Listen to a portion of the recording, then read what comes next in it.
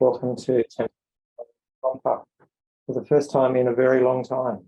Since COVID, this is our first formal teaching opportunity in the face-to-face traditional format. So it's really a wonderful time, and I'm very, very happy that we've got this opportunity again to come together to hear the Buddha's teachings. And I'm extremely pleased to welcome Geshe Shirab, the wonderful friend of Chentong, who's been to us many, many times. And we sincerely hope there will be many, many, many, many, many more.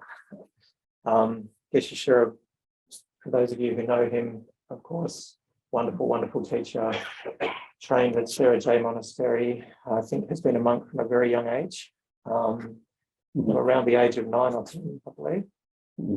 So really a wonderful monastic. And these days is based in America, in Santa Fe.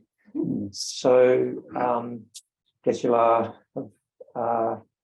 has been a wonderful teacher to us Westerners, and knows our Western minds and our particular Western delusions and proclivities. So that's really a great blessing to us to have such a formally trained teacher come to us, meeting our particular needs. Also, so a welcome, of course, to everyone here in person, and a welcome to everybody online. Yeah, it's just so great to be able to come together in person. There's something special about that, I feel. And to receive the authentic teachings. So again, a very warm welcome, Geshe. Thank you so much for coming. Please come again. Thank you. So we're going to do the short mandala, request for the Lama to remain long, on page 30. Page 30.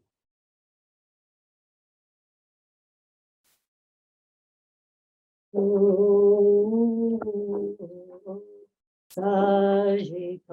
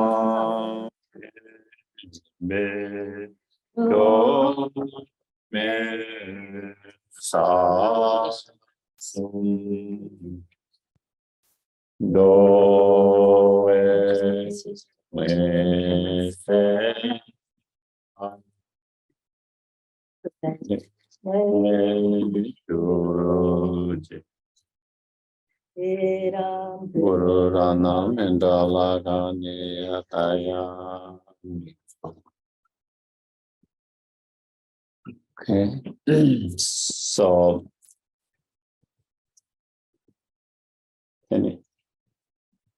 can you hear?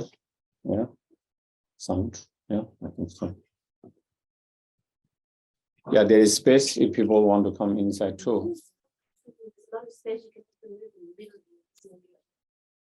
If you would like to come in. There's one cushion, there's a couple of chairs.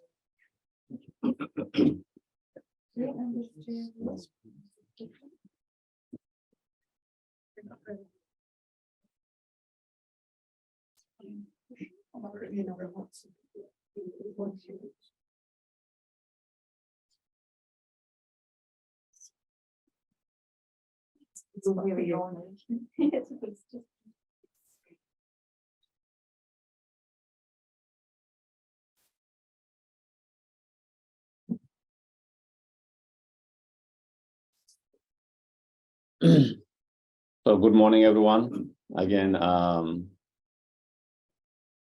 it's nice and lovely to be back again. I think after 5 years, a little bit more than 5 years, and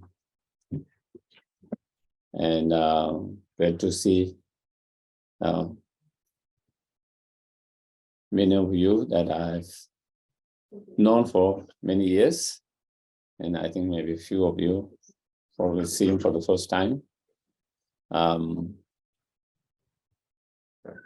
Yeah, no problem. So thank you for coming, and it's a nice place to be. And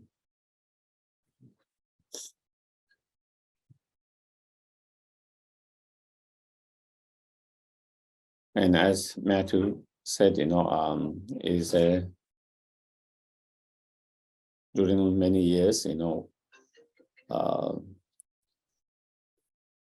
have a lot of access to online teachings, continue to have access.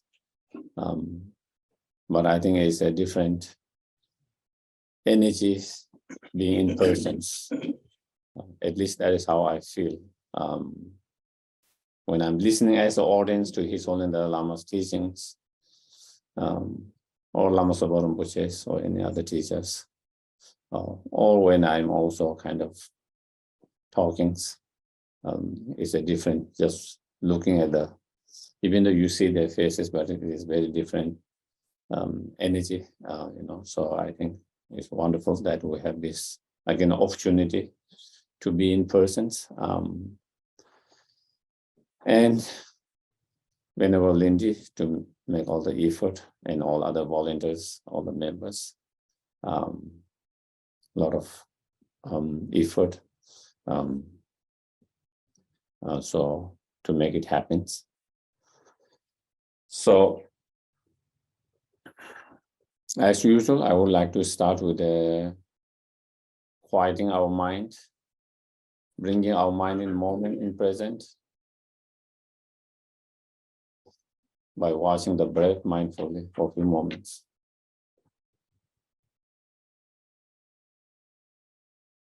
So try to make yourself as comfortable, as relaxed as you can.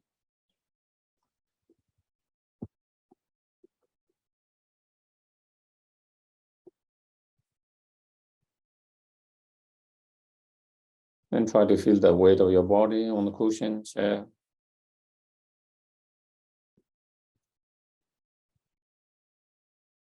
Feel the space, the environment.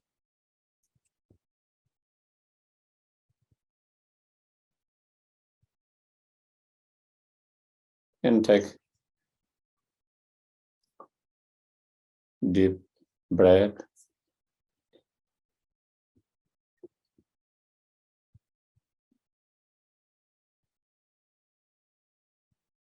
And try to keep your mind focused, watching the breath as you breathe in and out naturally.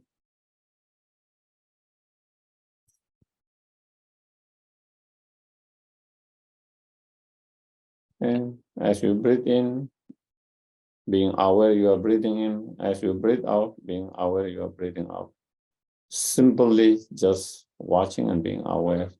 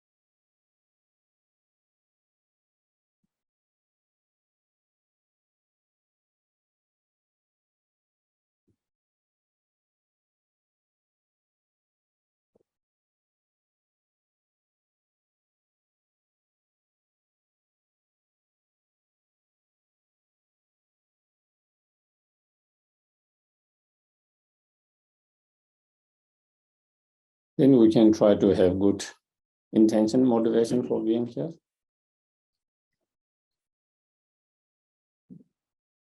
You can try to feel, think and feel. May us here coming together, giving our precious time, effort, resources to be here to listen.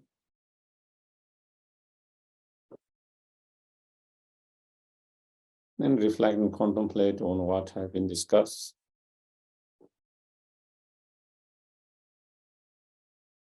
And by engaging in any discussions, may all of this become cause and conditions to transform our mind.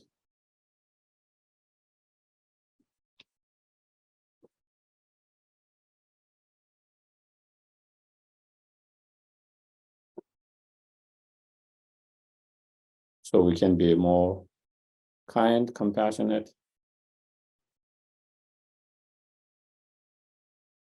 more patience,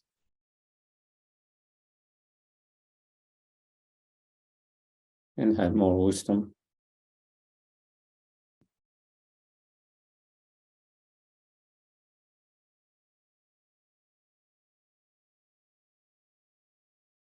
And with all these better and more inner positive qualities, so we can be more help and benefit to others.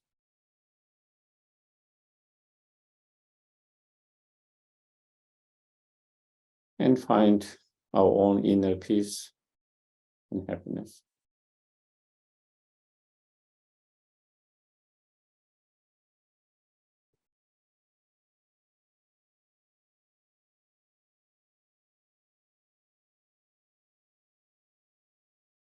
And may it be cause and conditions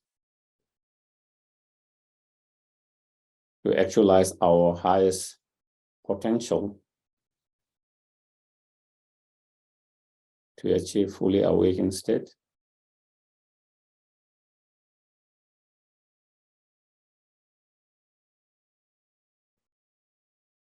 So not only we can be benefit to others, but that we can be greatest benefit to others.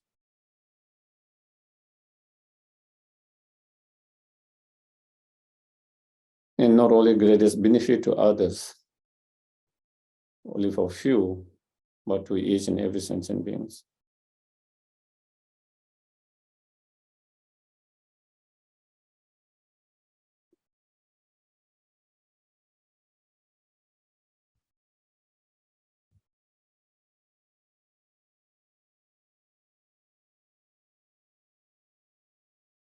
Okay.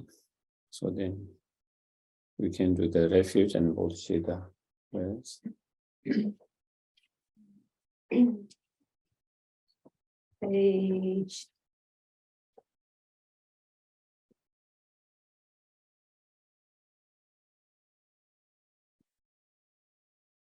Yeah, I do need to hold this.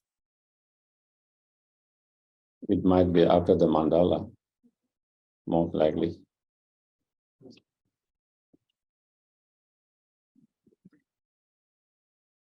Or maybe not. Yes, page 28. Thank you.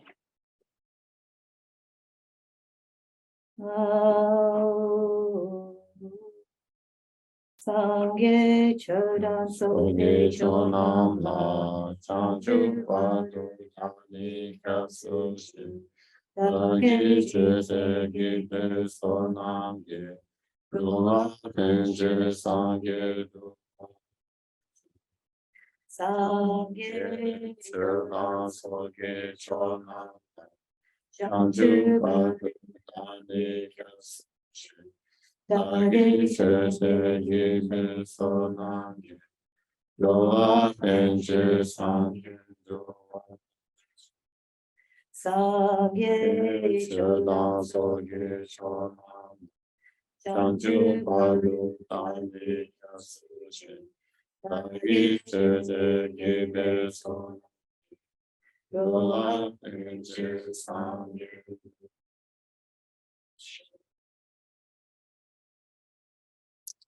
이제 누전에 손에 나오던 제 방법에 담배선에 된데 보던 데라 차차. So today's topic, I think you want to say something about the study group that you are going to start on this subject. I could say a few words. Just the text is just too visual. So just, Okay. yeah. Well, for our program this year, we were hoping to sort of start a book club, so to speak, but mainly it's following this Lam-rim yearbook. So it's this book here. So it's a daily Lam-rim teaching and contemplation, and short meditation. So we're going to do that throughout this year now and meet weekly as a group, online or in person, just to follow the teachings of the Lam-rim together in this way, in just in sort of small bite-sized pieces on a daily basis, and just have a discussion and meditation at the end of the week together, and continue like that throughout the year. So we were really really thankful that Geshe would today speak to us a little bit more about the Lam-rim, so have a better understanding of what we might be embarking upon using this particular text. So thank you, Geshe. Thank you. So, of course, many of you have studied Lam-rim many times. Probably you know by heart.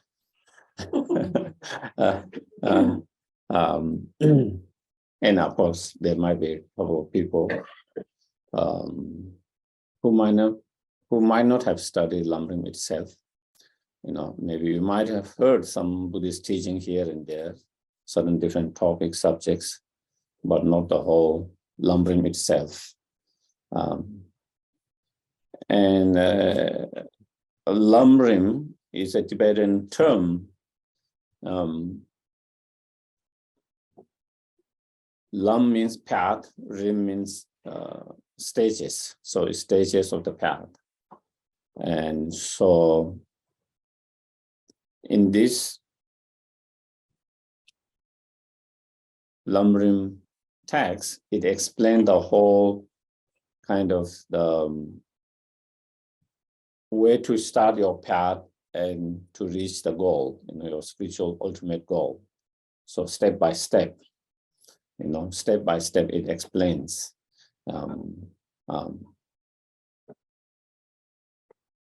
So then once you study that, then you begin to understand whenever you go to any teachings on different topics that any teacher might be giving you, then you begin to say, oh, this topic is related to this path in this, according to the Lam-rim path. So it gives you a really good idea of, it's like the road map,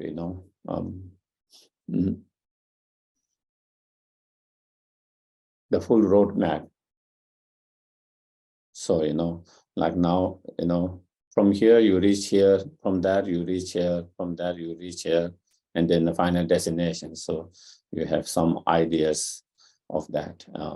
And so normally maybe you might have heard about this particular area here, but you don't know how they, related.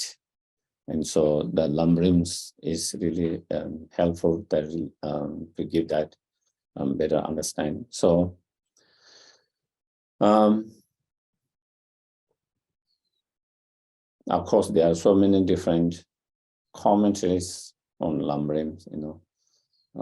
Few years ago, Dalai Lama gave, starting in 2012 for 5 years, over months, weeks, every year for 5 years, he gave not a very detailed commentary, but kind of oral transmissions of all the Lam-rim texts. There was 18 of those Lam-rim texts, some short, some long, written by different teachers. And some of them by same teacher, but within the same teachers, very summarized, very contents and more more extensive and very extensive, for example. So basically, so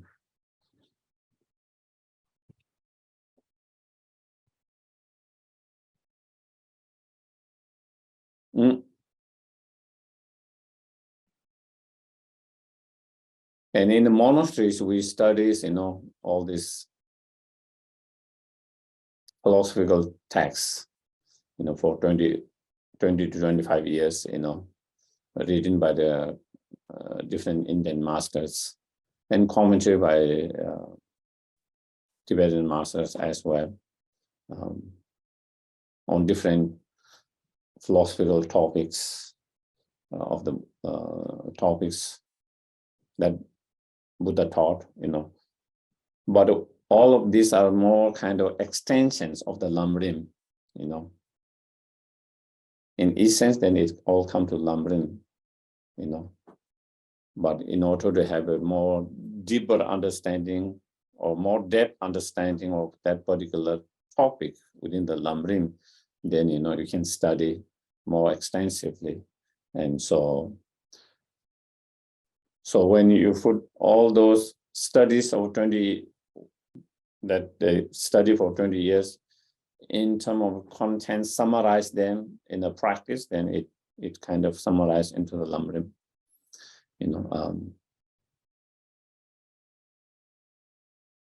so it makes much more easy.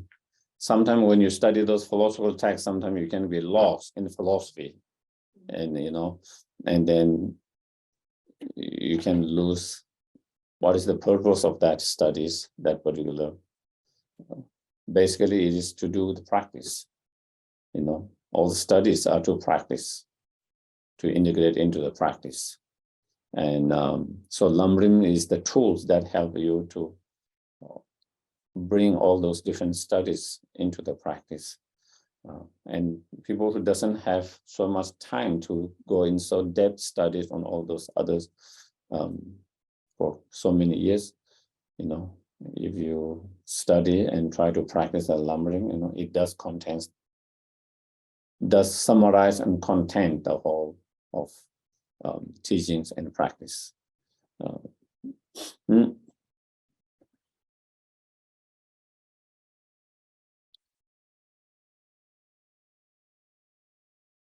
So,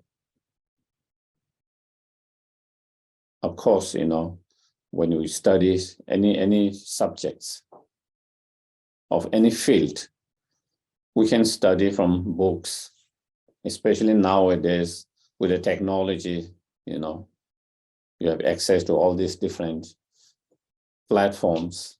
You can study from those, online, or reading books. There's all access of that. But it is still important. If someone is very serious and committed to the path, if they're really seriously committed, then it is important to have a teacher,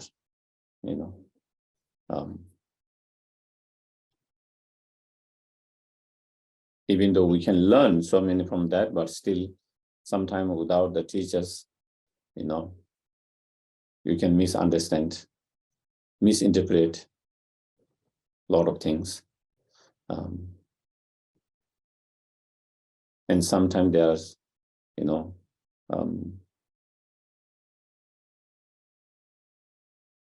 specific instructions that might not be there, guidance that one might need, in our path. When we have some doubt, when we struggles, when we meditate, and then when we find certain struggles and we don't know how to deal with those obstacles, and through the support and help, we can also find a help from that. So therefore, in Lam-rim, it start with,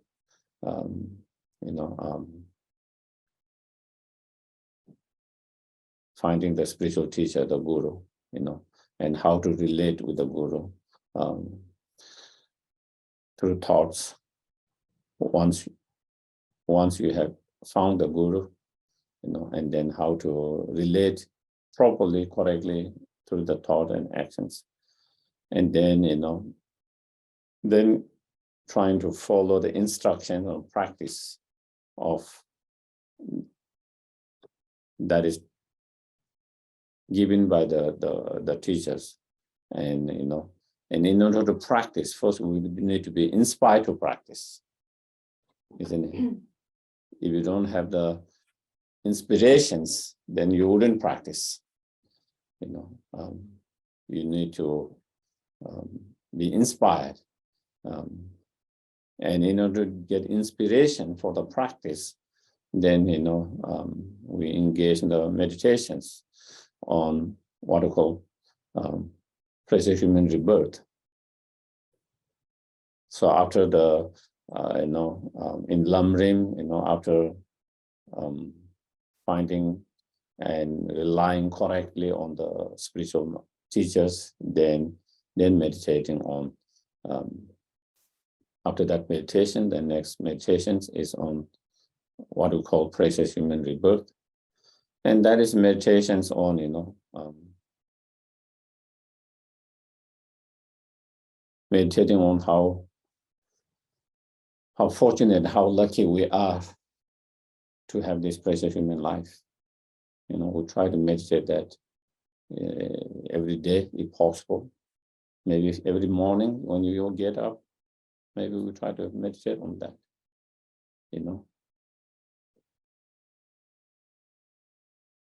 Sometimes we focus too much on the negative side of, or the, what we don't have and what we are unable to achieve, what are unable to do. We focus on too much on that, and our mind become negative, our mind become depressive. I don't have that, I'm unable to do this, I don't have this, that, instead of focusing on what we have and what we can achieve.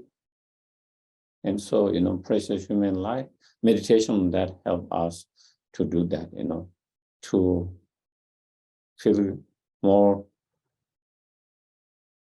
grateful and gratitude towards the life, this precious human life, despite whatever different challenges, obstacles that might manifest in our life at different time,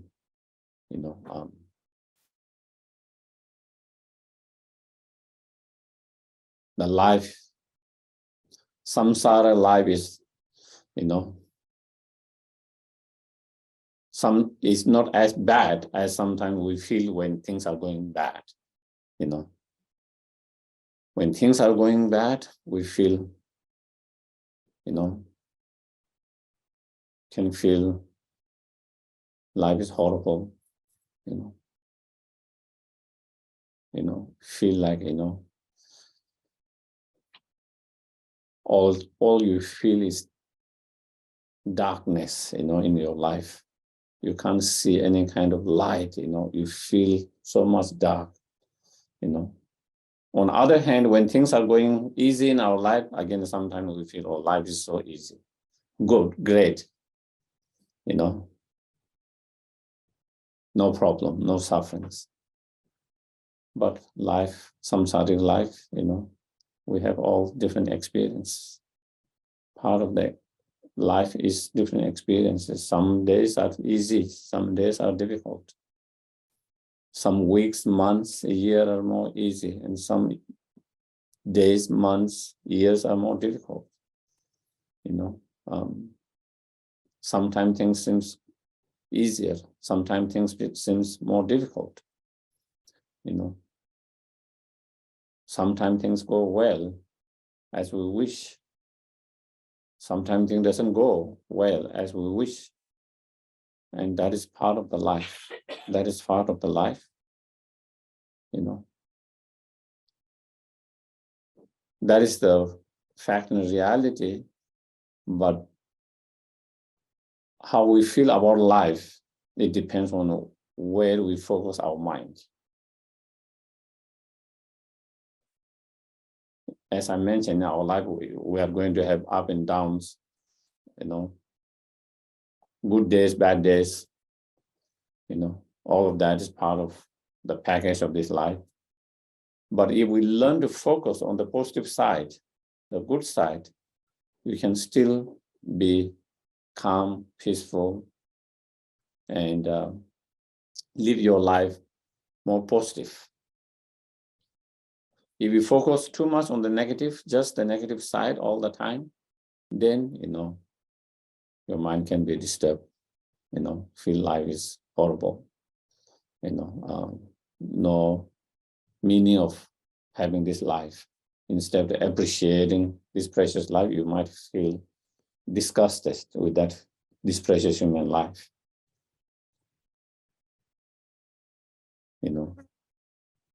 One can feel extremely disgusted with that, and being very, negative and depressing, have no inspirations in your life,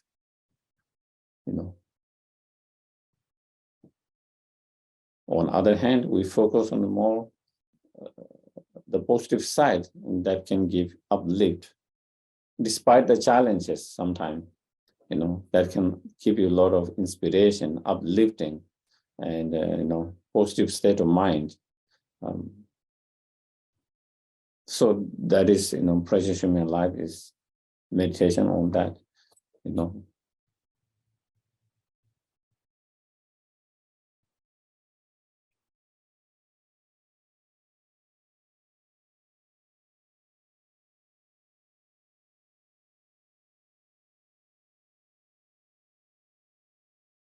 For example, just to give few examples, meditating, when we feel so bad about our life, and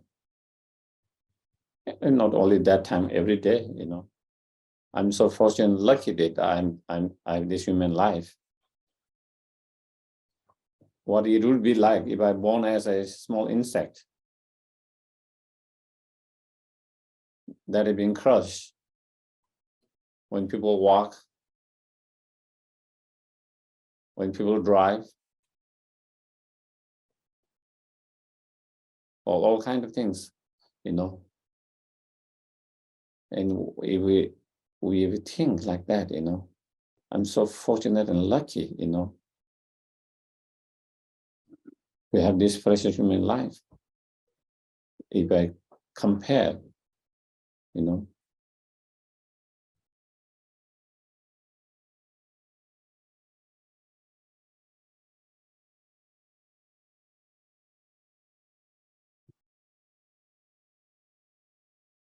even sometimes if you look at money here, the dog, money here.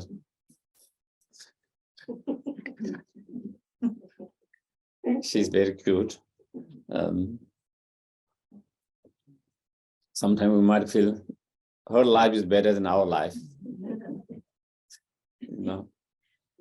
She's getting all the attentions. She's well fed, well taken care of. She gets all the love. Seems life is easy, isn't it? And my life is so not easy. I don't get the same attention like her. I don't get the same love like her. I don't get fit, having worked so hard. Maybe we might say, I wish I could be money instead of this human person. Sometimes we might feel that way when life get tough. I'm just giving an example of money, but it could be any another animals that, whether it's domesticated animal or wild nature. Sometimes we feel the life of animal seems less complicated. Human life seems to be much more complicated, much more difficult to deal with. And wish maybe I don't have human life. Wish I had that less complicated, more simple life like an animal. Sometimes we might feel that way when we don't really contemplate deep enough. But if we contemplate on more deeper level, we human beings have much more capacity in so many different ways. Of course, animal has their own, different animal has their own unique qualities that we might not have, Certain animal can smell from long distance, we might not be able to smell. They can see, some animal can see very far away, we cannot see. Some animal can feel intuitively different things that we might not be able to feel it. And they have made so many different way of, they have their own, what you call it, unique qualities. But when we think of,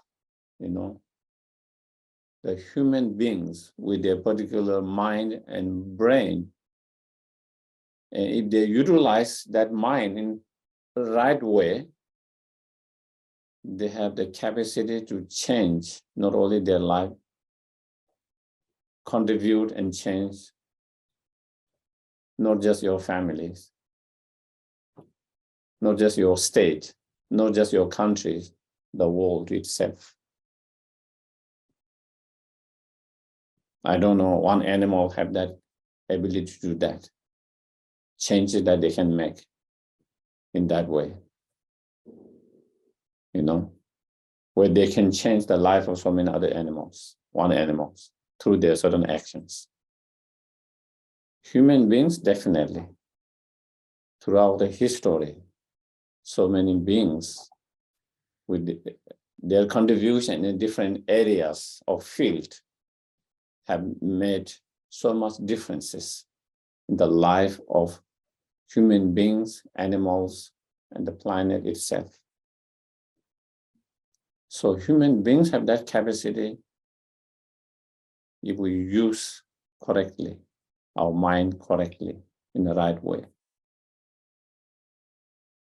From that perspective, from that point of view, we should be so grateful, delightful that I have this human life with that kind of potential, ability, or the mind. And again, the potential to practice the Dharma, to transform our mind through practice meditations. We can teach the animals and they can learn, many things. They might be able to make many different sounds if we teach them. Maybe they might be able to perform many different things physically. But I doubt if you teach them how to meditate, contemplate, I doubt whether they are able to do that.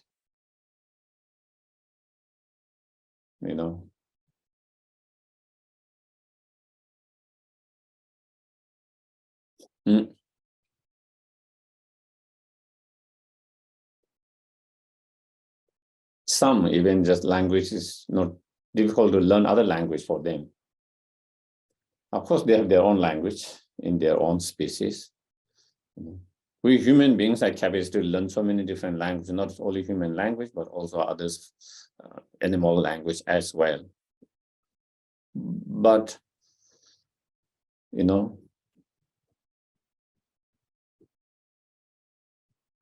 if we teach them human language, I don't know, some might be able to grab some. I don't know how much they can grasp. I had a friend in Santa Fe, he used to have 2 dogs. And he teach them to recite some mantras, you know. One was, I think, it was hopeless, you know, he couldn't. But one, he taught him how to say Om Ahum.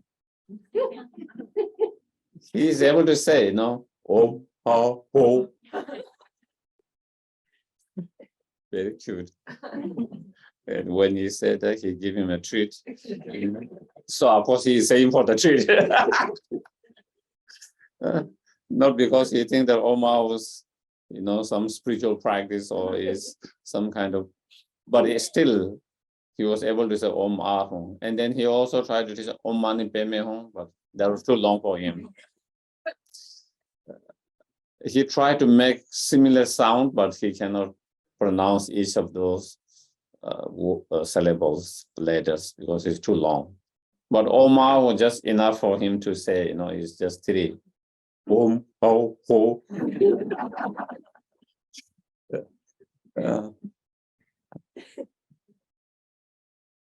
And the other one, no, you know, he didn't learn. He couldn't learn to say that. But this is just I'm just giving a very small example of, you know,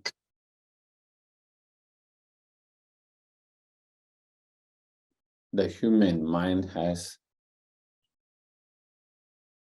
because of the structures of our brain, you know, much more capacity, ability to learn so much. And especially when it comes to practice meditations, transforming your mind, you know, through certain meditation, certain practice, then, you know, not all the being has same capacity, you know.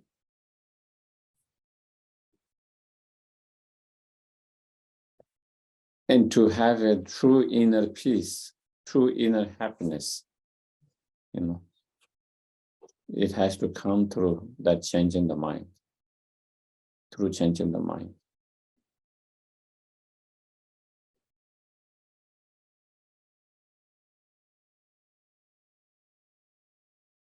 If you don't change that your mind, you know,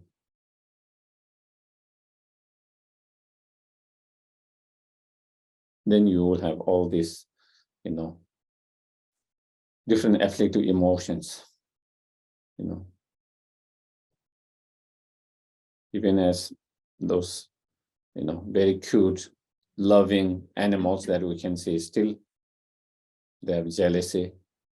You can see whether it's the dog, whether it's the cat, you know. When you pay more attention to another one, if you have another one, you can feel, you can see, they feel, you know, the jealousy, you know, they want the attention themselves. They feel uncomfortable when you give too much attention to the other part, you know. We can see that they have that kind of, you know, they have, you know, anger. You can see they have, you know, what to call desire.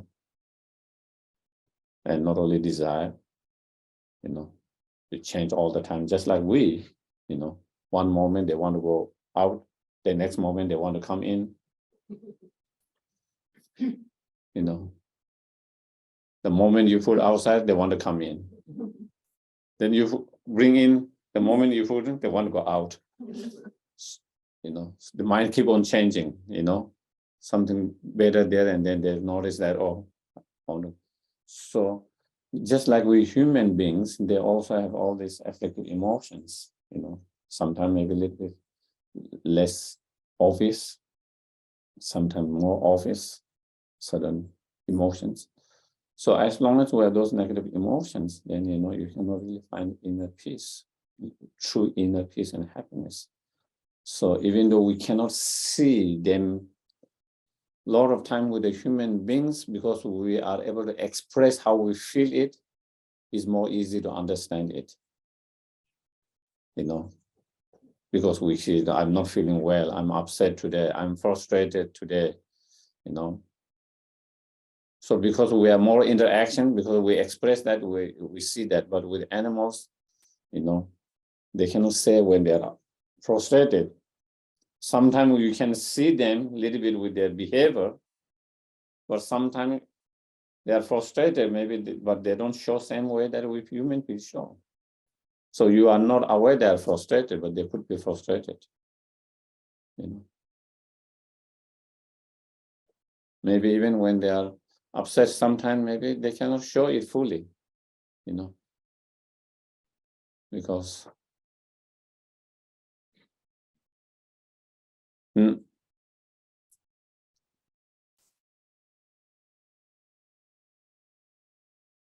so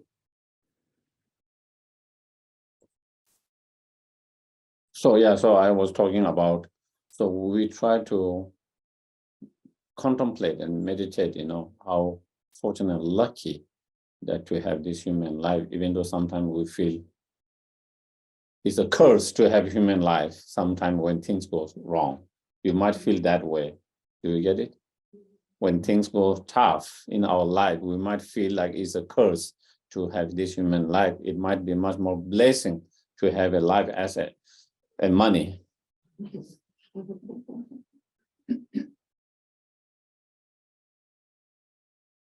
You know, that is sometimes we could feel that way. If we just, but if we really focus on the potentials, you know,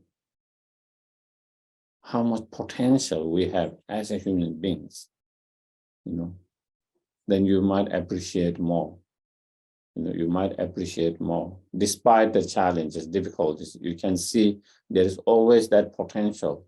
And if you can utilize that potentials, you can go beyond so many things, you know.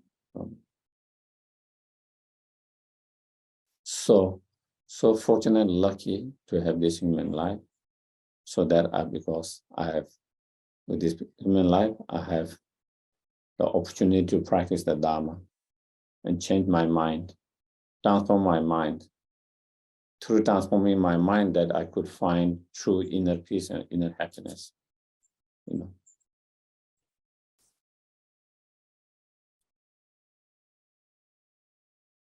know. So, and not only that, not only all the human beings has, you know, same opportunity, you know. When it comes to practice the Dharma, transforming our mind,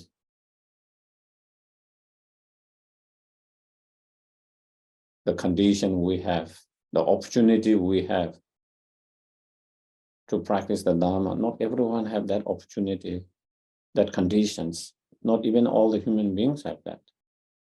You know, there are so many parts of the world, you know, where people have no freedom to study and practice the Dharma, even they want to, you know. So many parts of the world, you know, have no access to the Dharma. A lot of time people are not aware of them. And I meet so many people, you know, expressing, I wish I had met the Dharma when I was young. My life could have been much more easier to have those tools. That it could have become handy when they went through a lot of challenges in their life as they grow. They didn't have those tools. That is how they felt. Many of them felt, many of them expressed that. I met Dharma, but much more later. I wish I had met that much more earlier, because I could have learned all these tools, different meditations that I could have used, that I didn't have access when I was, you know, earlier. Similarly, you know, when you are young, You are not exposed to those tools. You didn't know about it. Sometimes they was exposed. You are not interested in that in your life.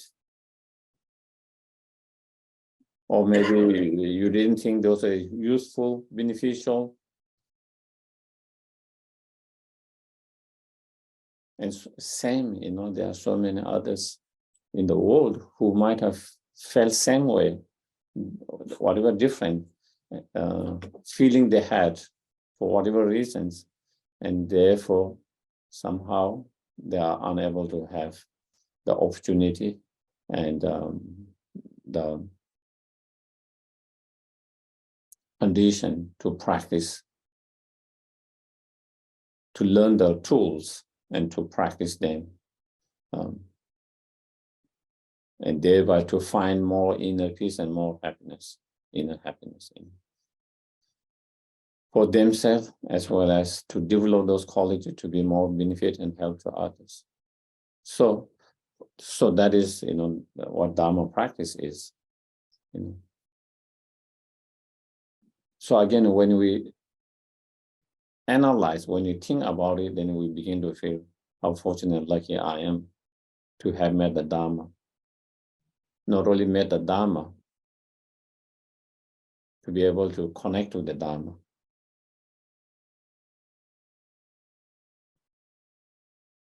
And to be able to, by connecting with that to be able to learn those tools, those different meditation tools that can help in our life as we deal with different challenges, as well as spiritually grow, to become more kind, more compassionate, with more wisdom, more patient, and so forth. And, becoming more wiser and more kind, compassion, better and better, learning more and more tools to be help and benefit to others. And continue to be more help and benefit to others, directly, indirectly. So that is what we try to, is important to meditate on those. The more you meditate, you think about, contemplate on that, the more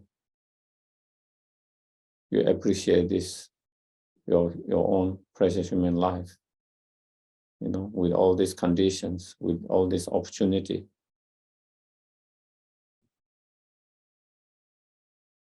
To practice the Dharma. Then you will be more inspired to practice the Dharma.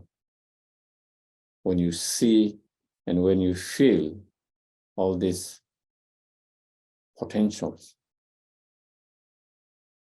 that is there,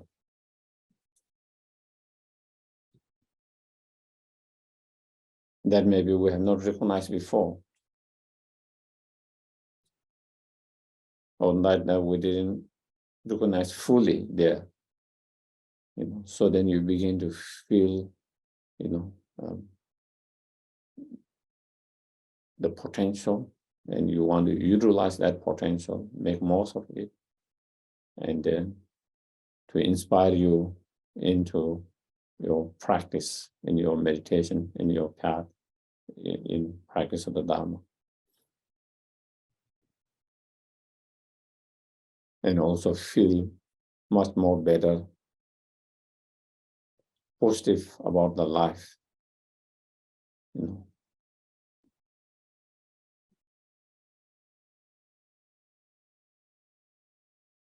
Life is not only about collecting material things, whatever that might be.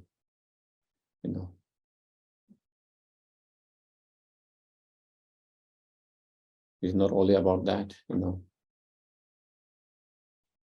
Even you have all these material things, if it doesn't give you true inner satisfaction, inner peace, inner happiness, what is the point of all of this?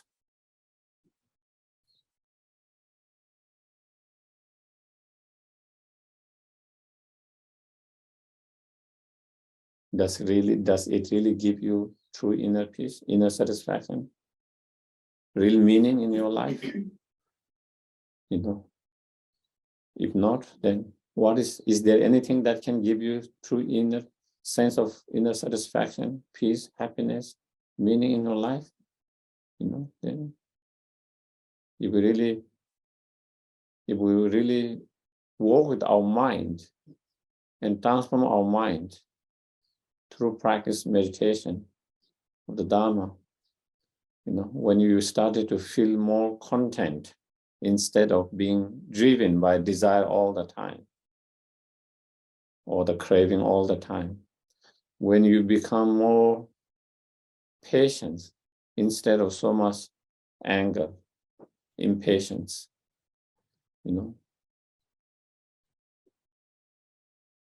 all of that, then you begin to find more calm, more peace, more inner peace and happiness in your life.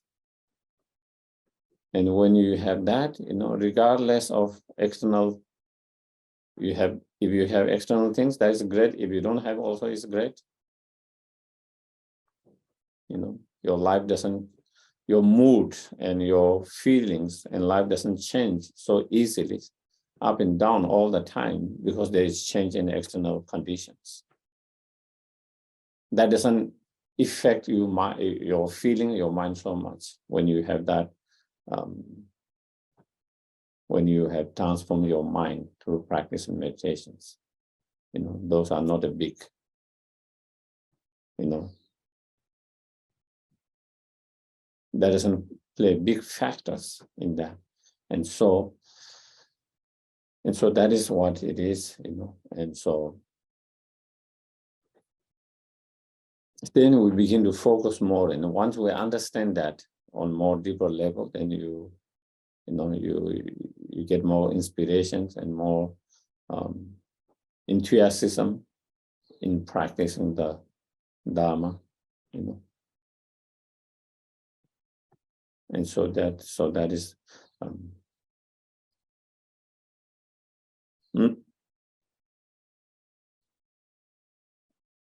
of course, when you go more detailed meditation on precious human rebirth, you know, then there's, you know, going through each of those 18 qualities, and you know, and how much precious it is in terms of achieving happiness of this life, futures, achieving the happiness of liberation, you know, fully enlightenment, you know, and also meditating on how rare and difficult it is to have such precious human life, you know. So there are much more details if someone, you know, want to go more details, but here I'm just kind of touching on that subject, so giving some example how we can contemplate every day in that way and feel fortunate, lucky, you know, gracious, grateful, thankful to have all this precious human life with so much potential, you know,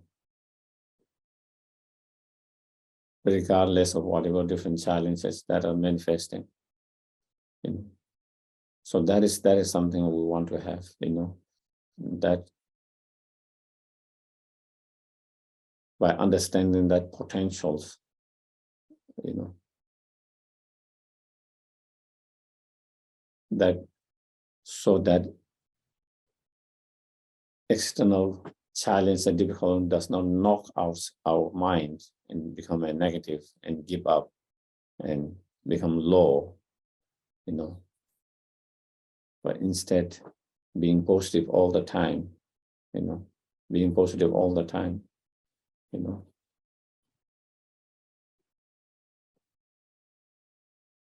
Keeping your mind positive all the time.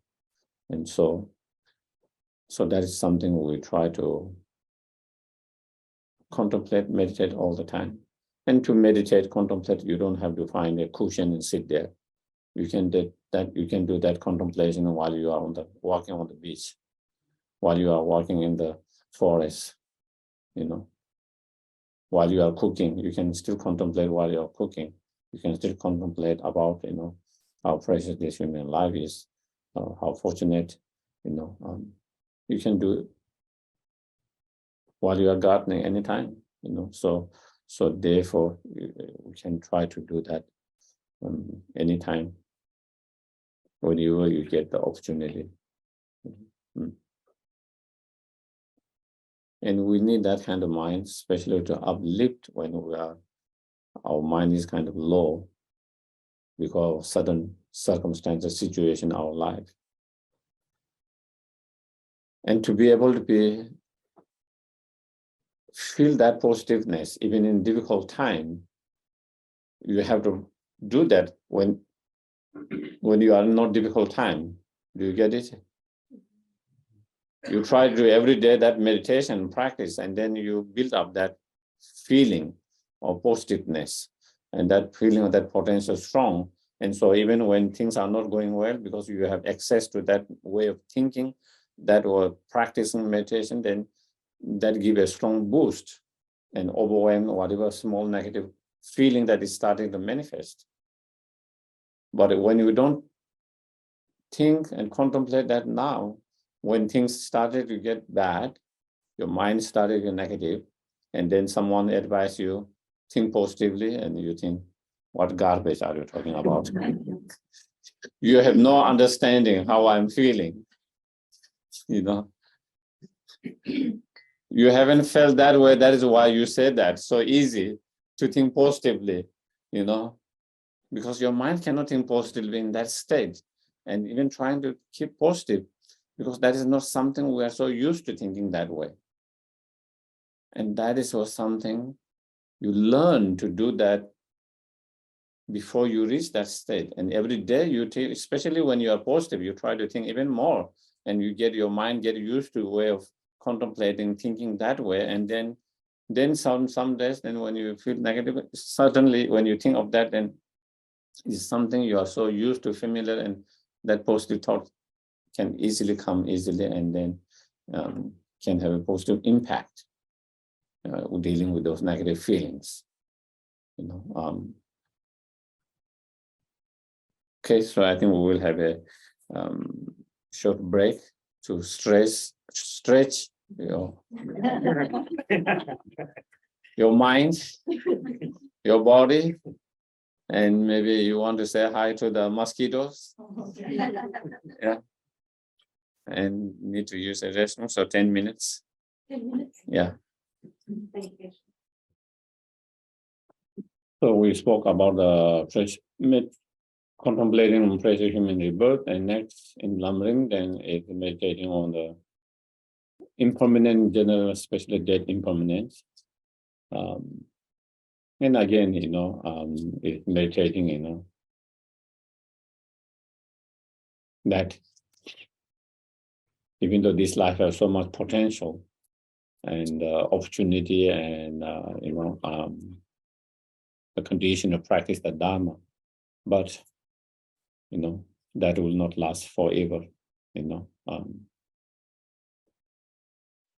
nobody can predict anything, even though sometimes we feel like,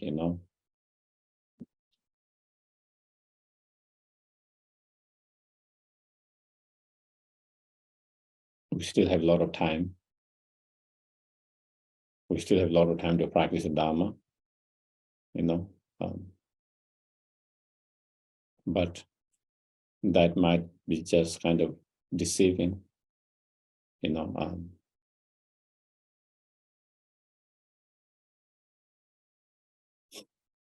sometimes even when you are in the bed, and even you're over 90, still you feel like, not this year, not this month, not this week,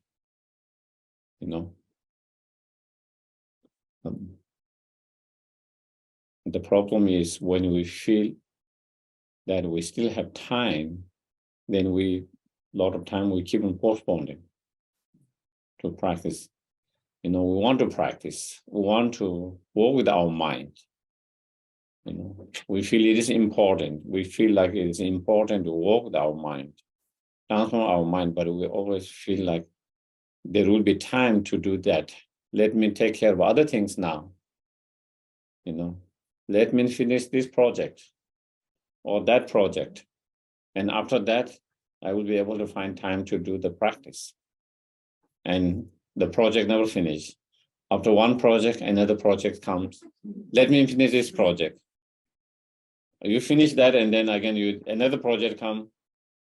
And we always feel like I have enough time that is waiting for me to finish all the project that I need to take care of, and then I have plenty of time to dedicate myself to do whatever Dharma practice that I'm interested or I want to do. And but again, you know, that might be misleading, deceiving, just as it has deceived and misled so many beings, so many other practitioners as well. You know, and sometimes you think, you know, let me finish this project, let me, you know, retire, and I will have what I've seen so many of them. Being more busy after they retire, more even busy than before. Before they used to be, they had the time to go to the centers to once a week or twice a week, and they have their own practice. After retirement, up here, up there, you know, no time to, they have less time than they had before for the Dharma, you know.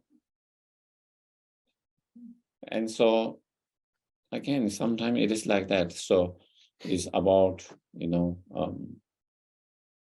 recognizing, you know, that through meditation and practice, recognizing, you know, we never know how much time we have, never know when and how much.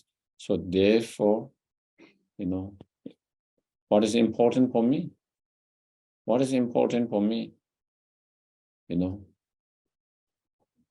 is the practice of Dharma, working with your mind, is that more important, or is more important this project, that project, whatever different project we might have? If you are given a time, you know, you have one more year to live, or a few months to live, and do you want to do this project or this project? What will you, which will you think is more important? You know, contemplating and trying to really understand what is most important in our life. And then, you know, if you feel, you know, Dharma practice is important, that will be the one really can help us, then maybe we have to find the time, energy to give more time to do that, instead of just pushing back and postponing it, and trying to find a time, make time within our busy life. Even you cannot totally you know, give up the other projects. And sometimes we cannot, because we need to live.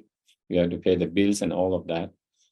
You have to work, and you have families, you know, but within that busy, you know, you try to fit schedule to give time to the Dharma, you know, to study, to practice, you know. And if we make if there is the strong determination, inspiration, no matter how busy you are, you will be able to find the time for your practice, you know.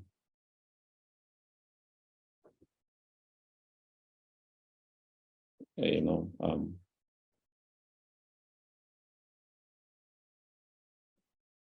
of course, if we can find time, really finding time on cushion, wonderful. We should try to do that every day, even if it's 10, 15, 20 minutes, half hour every day, trying to find a space and the time to be cushion. And then also, you know, trying to apply in whatever you are doing, bringing the Dharma in every day, wherever you are, whatever you are doing,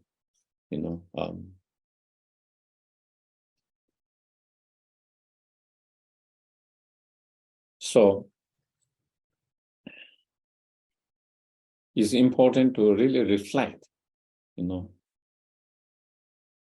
what is important when that life come to end. What is important? How would I like to be remembered? What would I like to,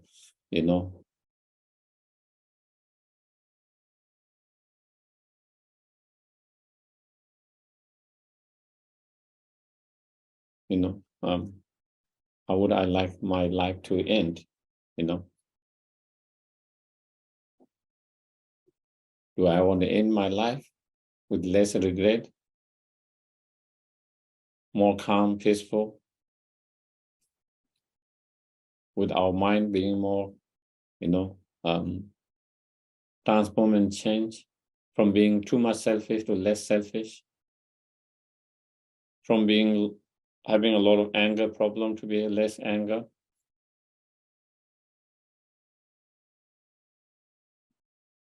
from having, never ending desire, craving and unhappy because of that all the time? Or do we want to be able to die with more sense of content, happy,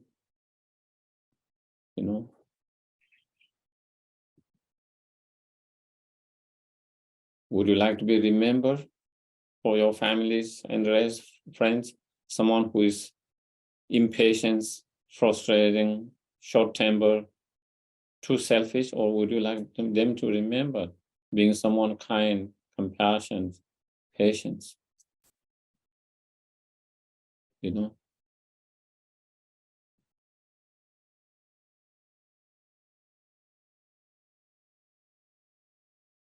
How are we going to contribute to our family, to the world that we live in? Are we going to contribute positively or negatively?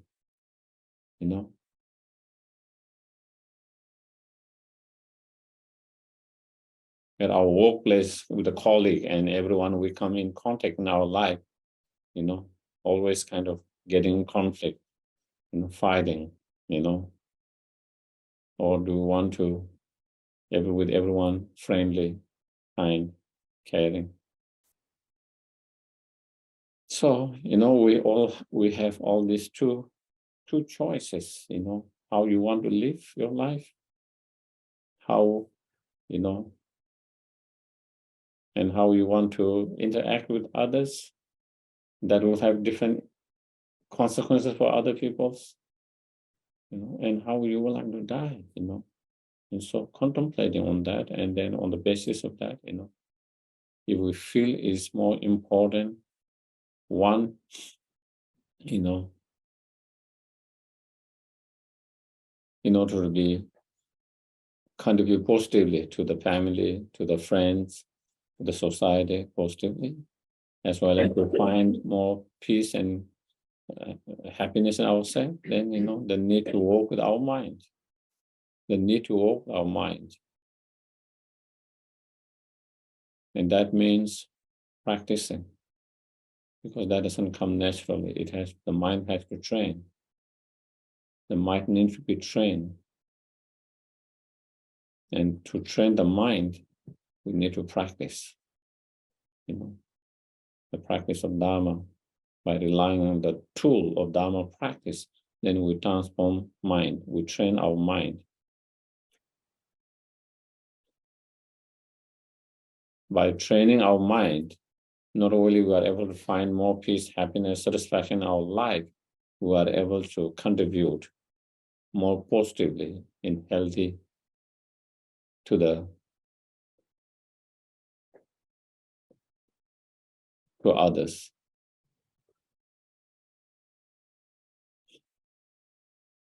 And even though we feel like we want to contribute positively, healthy to others, and sometimes we want to do that, and even we want to train our mind and practice. But again, the problem is we always keep on putting the practice thinking there will be time. And that is the biggest obstacle. That is the biggest obstacle for a lot of the meditators and practitioners.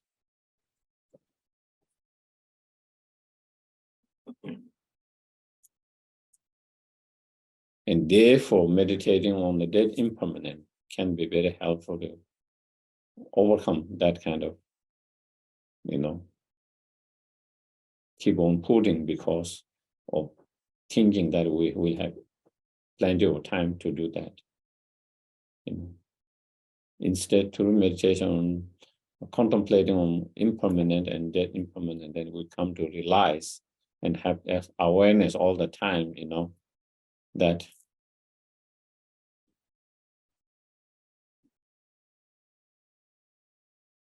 my life could end in this 10 years or 5 years, or even maybe this year. It could end, even maybe this month, or even this week, or even today. To have that awareness all the time could end. It could come to end any times. I'm ready if it comes to end to today. Am I ready to live now? We should be ready at any time. Training your mind to be ready. When it comes, you are ready.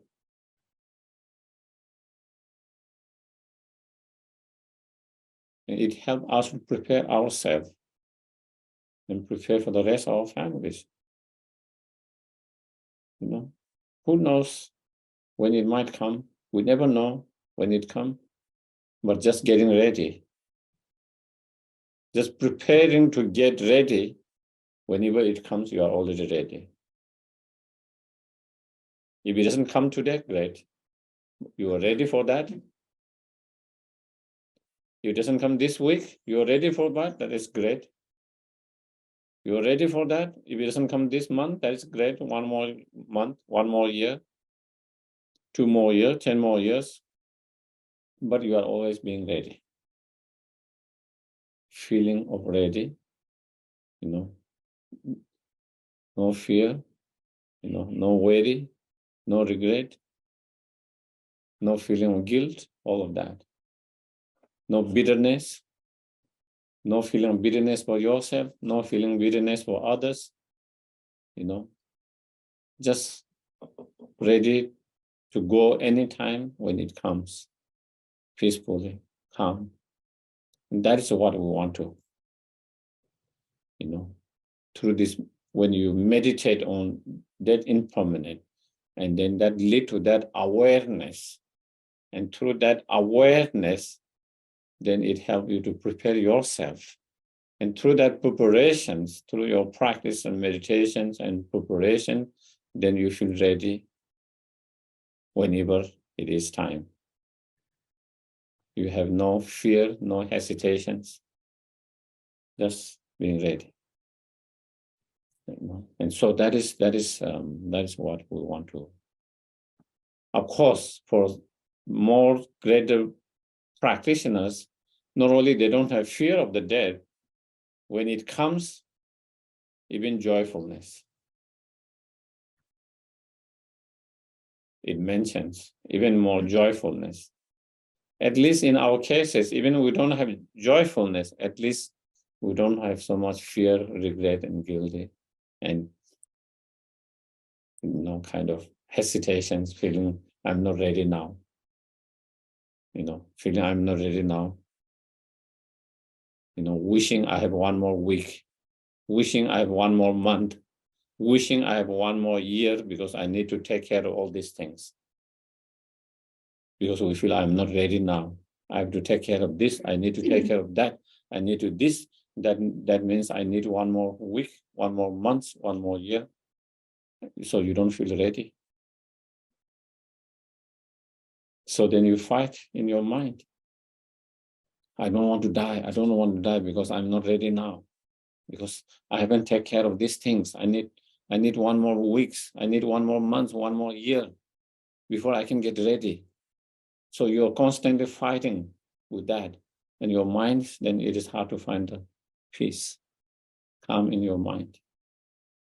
Instead, we feel just fine, ready to go, whenever is needed. And so that is what, you know, the purpose of meditating that impermanent is to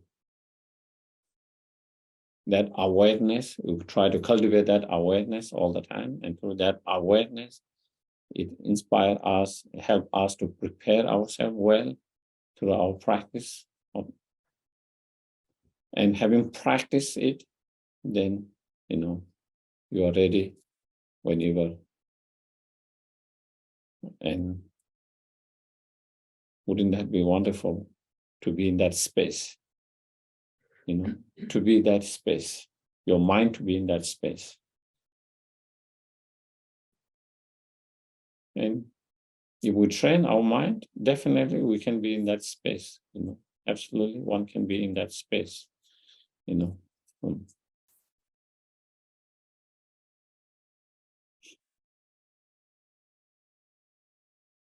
What is requires training the mind? It's all training the mind. You know, if we can train enough, well enough, you know, then one can reach that space of your mind, you know, and then your mind being very calm, peaceful, you know.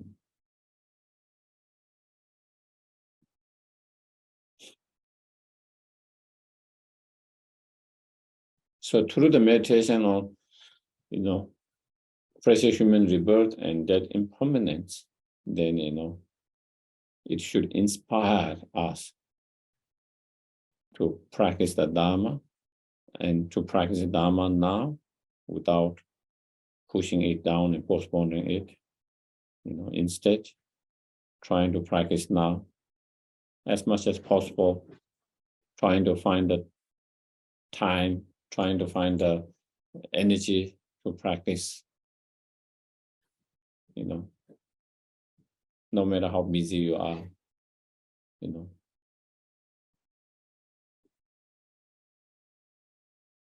How can we integrate the practice within our busy energy, within our busy life? You know, how can I integrate?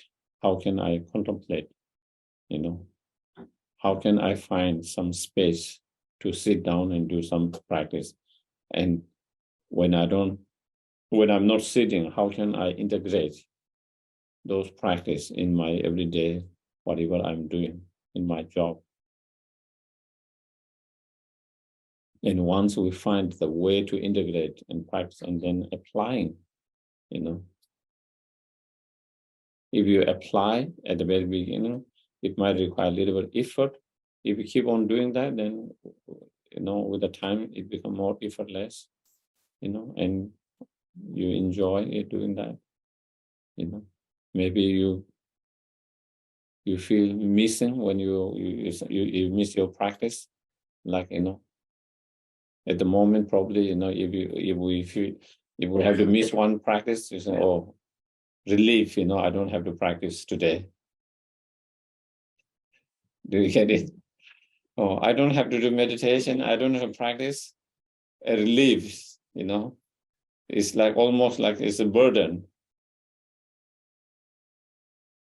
But when you enjoy doing that, you know, oh, I'm missing something. I missed something today because you enjoy and you didn't find the time, you know. I didn't do the practice, and you started to miss that. That is a good sign, you know. That means you are enjoying the practice, whatever practice, you know. So instead of feeling burdened, then you feel enjoying it.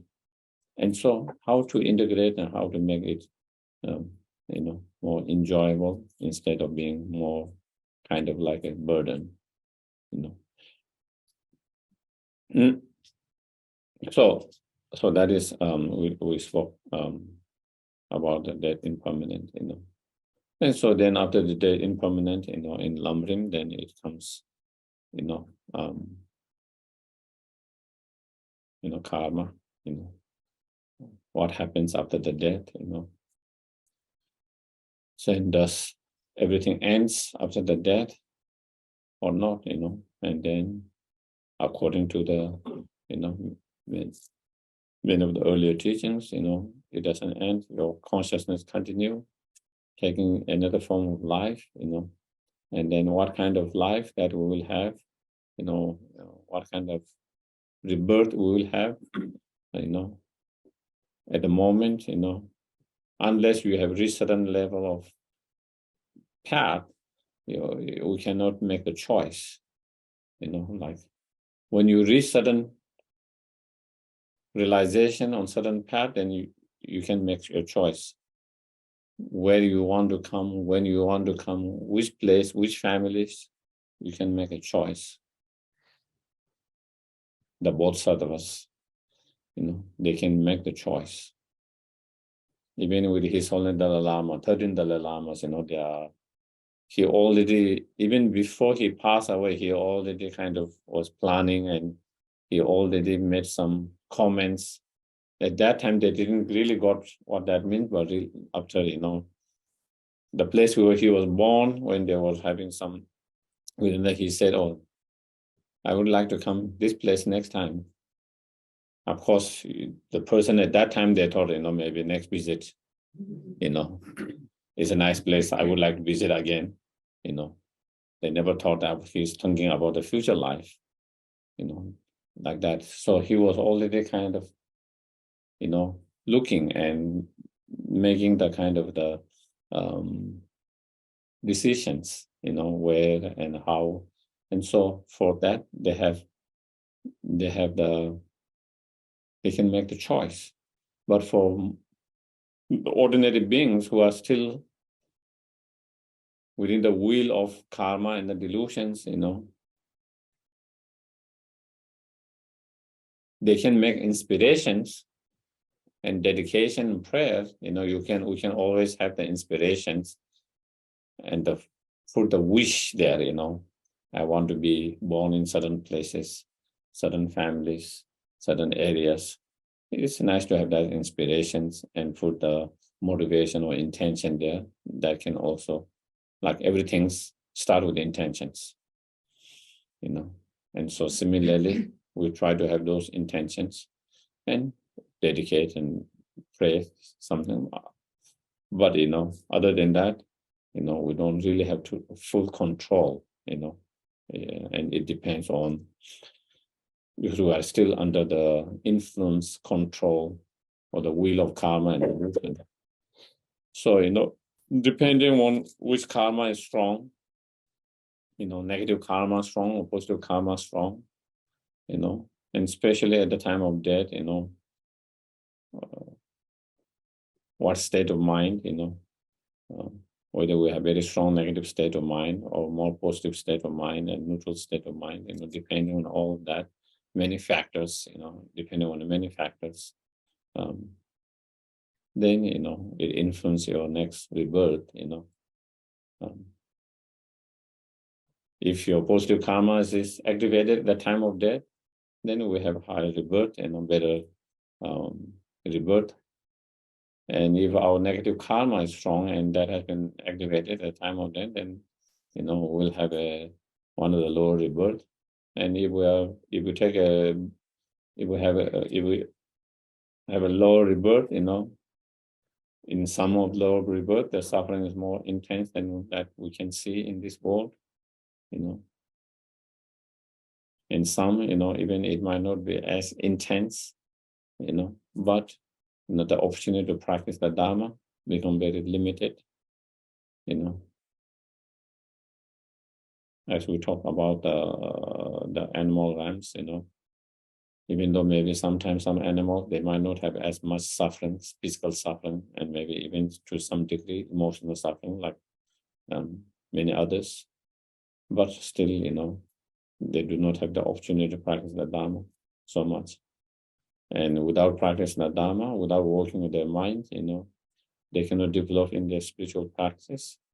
It's much harder to make progress in your path. They are more conditioned, to create more negative karma, and then, it becomes more difficult,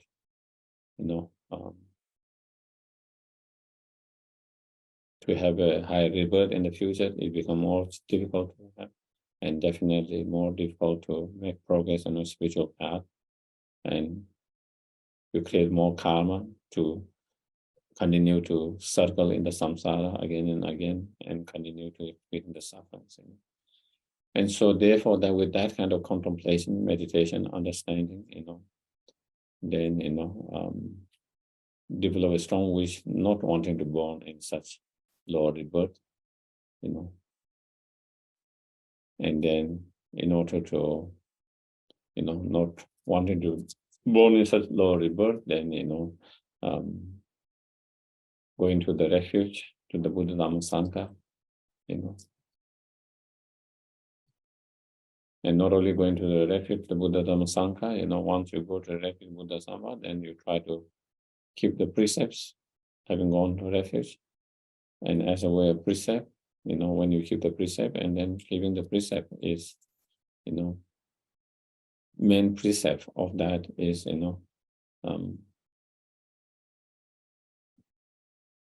having taken refuge to the Dharma, is not to harm others. That is the main precept. Intentionally not harm others. And so therefore, intentionally not to harm others through our speech, our physical behavior, and our thoughts, and trying to live our life more that is based in a 10 non-virtuous action, 10 virtuous actions. Because 10 non-virtuous actions are the harmful actions through body, speech, and mind. And we try to avoid those harmful actions and try to live with a more positive, virtuous mind, speech, and thought. And through that, with living your life that, then you protect yourself from lower rebirth. When you stop harming others, engaging in harmful actions, through that practice, you protect yourself from taking any unfortunate rebirth. And that is how going for refuge, support and help us, and of course, also by going refuge, the Buddha, keeping the Buddhas in our mind all the times, remembering, and whenever we have opportunity, potentials, paying homage in whatever way, and making offerings. And through that remembering, making homage, frustrations, offerings, we create a lot of virtues, a lot of merit. By creating a lot of merit, a lot of virtues, we create better karma, not to be born in lower rebirth. Instead, create more karma to have a better rebirth and better experience in that better rebirth. Same way, by taking refuge with the Dharma, we try to have positive, mind towards the Dharma. Again, trying to keep in our heart, in our mind, Dharma and the Sangha, again, making offerings, prostrations, homage, respectful devotions. Through all of that, again, we create more positive karma, more virtues. Through more positive karma and more virtues, we reduce and overwhelm the negative karma. And through that, again, we stop from taking rebirth and lower rebirth. And so that is how we can, so by not taking lower rebirth, by having a higher rebirth, then it gives us more opportunity and more conducive condition to continue to practice the Dharma and to be on the path. So even we cannot make a full progress in this life, at least we can continue that practice in the next life. Of course, if we can make a huge progress in this life, it's wonderful. If we can achieve enlightenment in one lifetime, that is wonderful. If we can achieve liberation in one lifetime, great. But even we are unable to achieve it, at least we create the cause and conditions that we continue from where we left this time and continue to work on that so we can make more progress next time and maybe more next time. And so that through eventually, how long it might take, it might be 2 lifetime, 10 lifetime, 100 lifetime, 1,000 lifetime, whatever it takes. Eventually, we achieve our highest potential, fully awakened state. But creating the right and cause and condition so that way we can continue to work on and continue to make progress. And that is to that, it is important to have a higher rebirth, especially for those who are in the beginning stages of their path.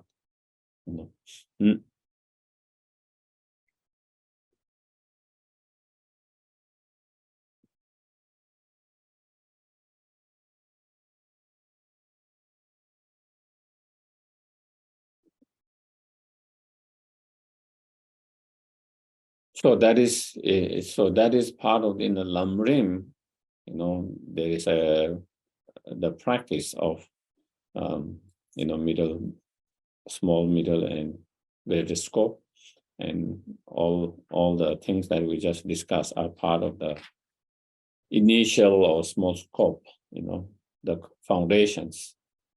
You need to have those foundations to make a better progress in the next stage of the path of middle scope.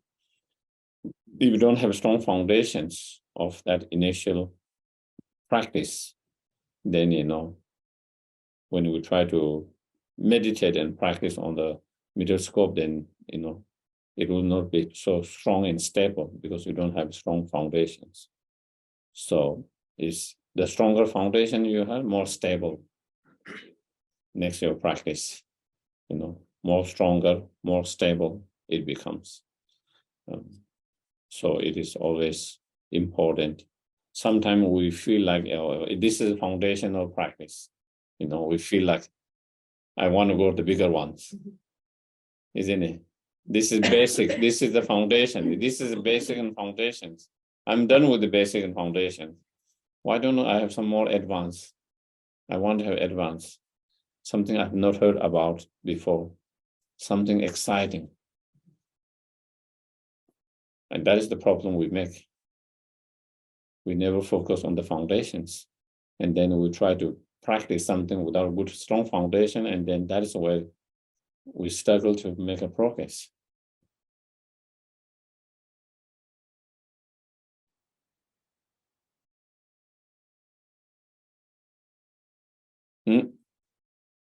Therefore, some of the Katamba masters and some of the practitioners, they will spend years and years just working on one of those first subjects, whether it's a precious human rebirth or dead impermanent, just meditating on that for years and years before they have that realizations. For us, 1 week, one month of meditation, you started getting boring. It's the same old step. I want to do something new, something exciting. Unfortunately, we still bring our materialistic view even as spiritual. In materialistic, we want to have new things. What is in the market now? What is the new in the market? I need to get that one. This is old, This one has a new functioning. They say this has better camera or this has better memories. I need that one, That's how we feel. We get bored after some time. You get one thing and you have been using that for a while, and then and sometimes that also comes in our mind, even in our practice. Oh, I have been hearing and studying and practicing Lam-rim 20 years. Well, if you have been 20 years, it's a great sign. Sometimes 10 years, or maybe even after 1 year, you start to get boring. I've been hearing same thing for 1 year, you know. And we always want something new, exciting. At the very beginning, there is excitement because it's something new, something you have not heard, something you have not. And then again, that excitement will go on once you know a little bit about it, you get used to it. It is something new, exciting again, you know, something I have not heard. So it sometimes becomes just collecting the information. Do you get it? I want to get collecting information because you want to have new information, something you have not heard about before. More than collecting information is about what you have learned, putting into the practice so that there is a transformation. Until we have that transformation, we continue to rely on that things until we started to see the changes. You know, and that is important. And sometimes, again, we don't have the patience. We don't have the patience, even in our practice. You know. So yeah, because I'm talking because these are the initial foundational practice, which are very important foundations to make a, you know,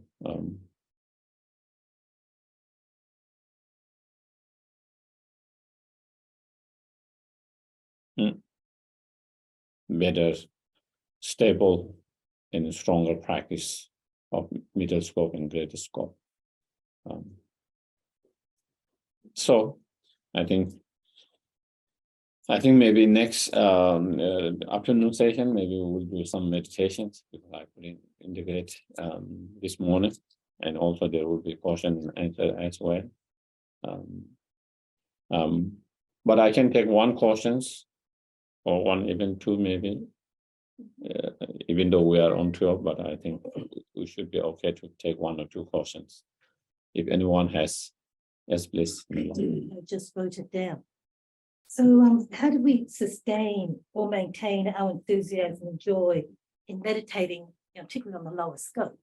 How do we maintain our enthusiasm for it? You know, how do we sustain our patience, our willingness to maintain this practice, even though we're bored? You know, oh my gosh, I've been doing this. You know, how do we sustain our enthusiasm for meditations?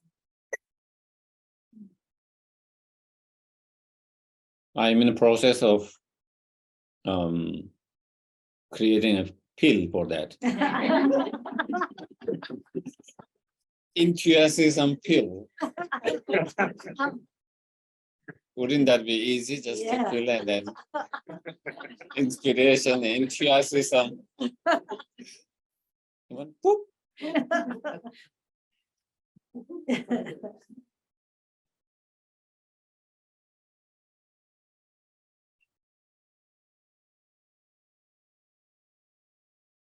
One, I think,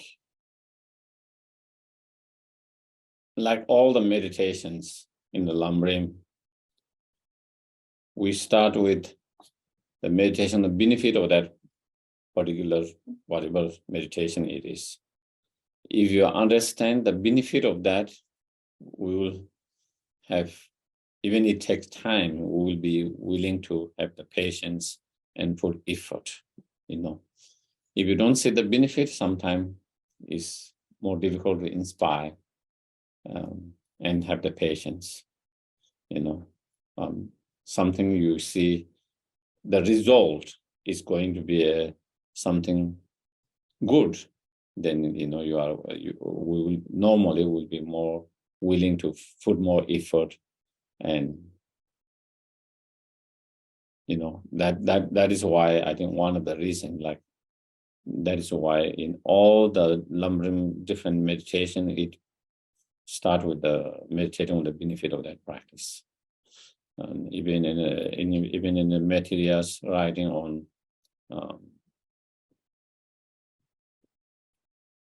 again, the ornament of clear realizations, also he starts with that chapters to give the inspirations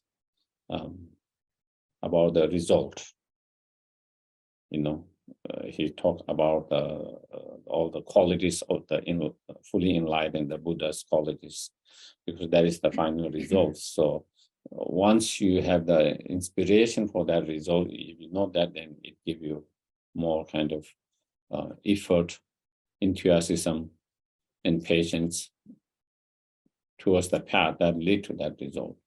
So that is one thing. And sometimes, we just have to change the meditation technique slightly different, and that might shift your mind from getting bored. Same meditation, but sometimes you might do slightly differently, without losing the essence of that practice. Sometimes the way you do you can change slightly, Sometimes maybe you might, if you look different meditations on even same topic by different teachers or different in writing, you might find slightly different. And sometimes you find you try the slightly different method by a different teacher or different in different Lam-rim texts. Is it on the same topic, but the way it is done might be slightly different, very small difference. And that might make your mind, maybe not too bored. The point is the same meditation, but it's the way it is done is slightly different. Sometimes we can do ourselves just changing it slightly, So that can help to be less bored and with the patience, of course, we need to have the patience in anything,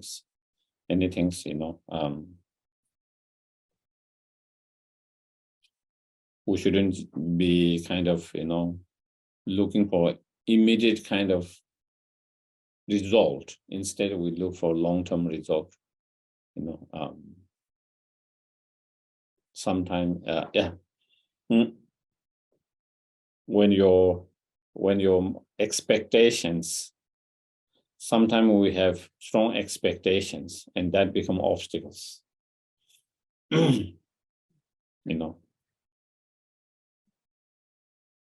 You want to see a strong transformation in a short period immediately, and when that transformation doesn't happen quickly or as strong or as big as you expected, then again, we can lose our enthusiasm and we can become impatient,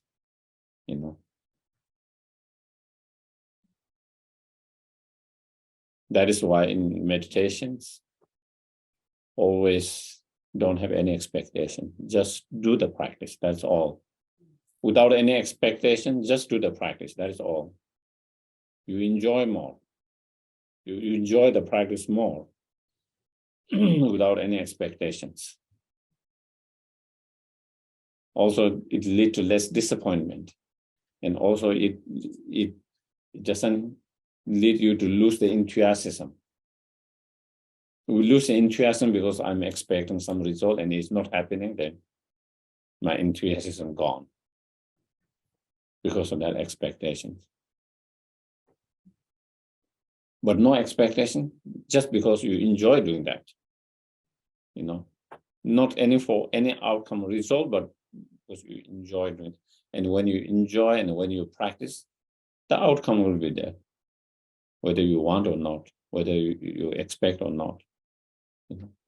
So I think it's important not to have any expectation of meditation practice. Just try to enjoy the practice. That's all it is. Thank you. Yeah. Any other questions?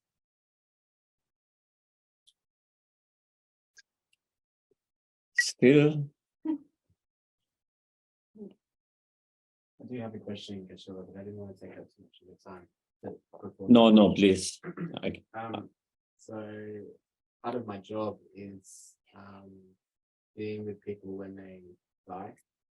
And I wondered if you had any advice for me in making that time for them as beneficial during that process as possible. It's not always a nice experience and it can be quite traumatic. So I just wanted your advice on how I could best manage those times. Well, I think one of the importance is that no matter what the dying person experience might be, some of them might have a lot of fear, struggles, some of them might have very peaceful, calm. Some of time the family can make a huge noise around there. Sometimes people are very supportive, so all different things. But not to make your mind disturbed by all of that. Try to keep your mind calm. If you keep your mind calm, then you can help them to be more calm. If your mind is disturbed, then it's hard to help them to be calm because they can sense your energies. Someone who's trying to help them, they can see their energies, just like, animals, especially dogs, Of course, because we know them better, because being around them more, they can feel the energy of someone, even they don't show outside with their behavior, but they can feel that energy. Similarly, it's also, it seems like also people when they die, they seems to have more kind of that sense, intuitive or whatever that, so they can feel more easily sometimes than normal. So therefore, if you are calm, if you are able to work with your mind to be more calm, then it will help for you to be able to help them to be more calm. Just by your energy, without doing much, saying much.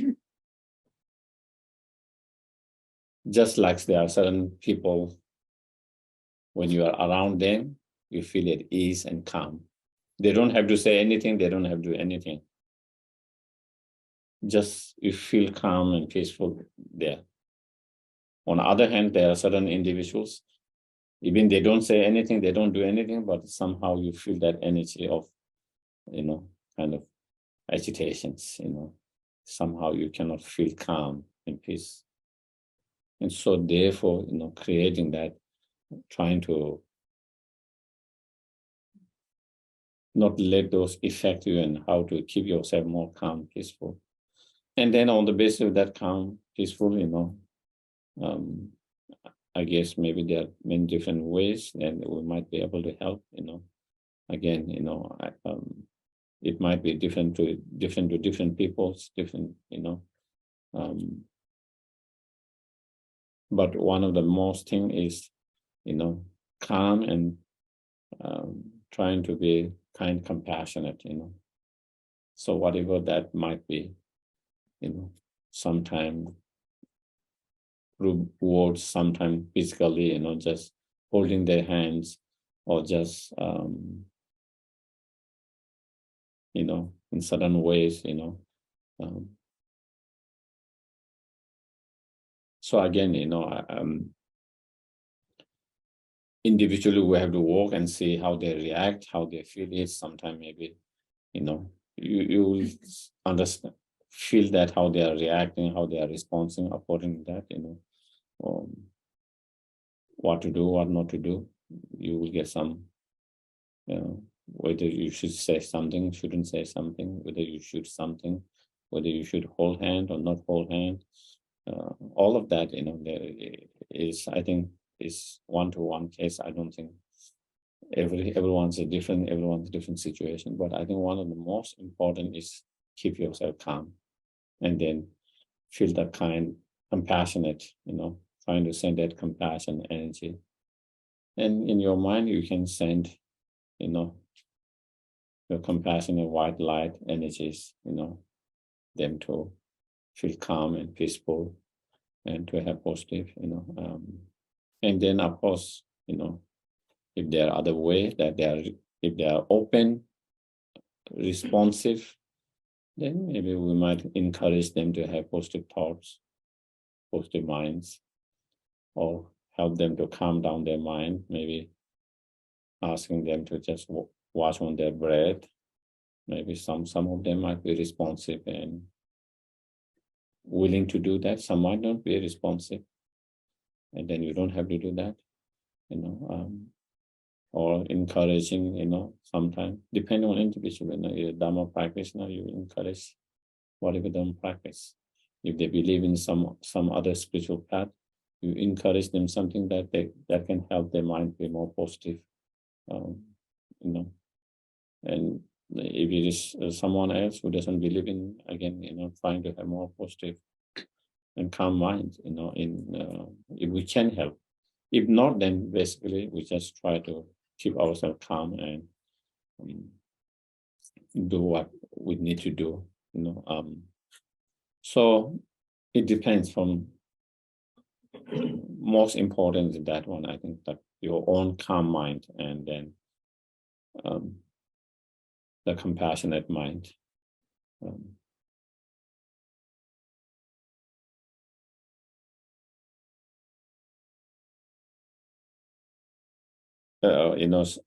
Like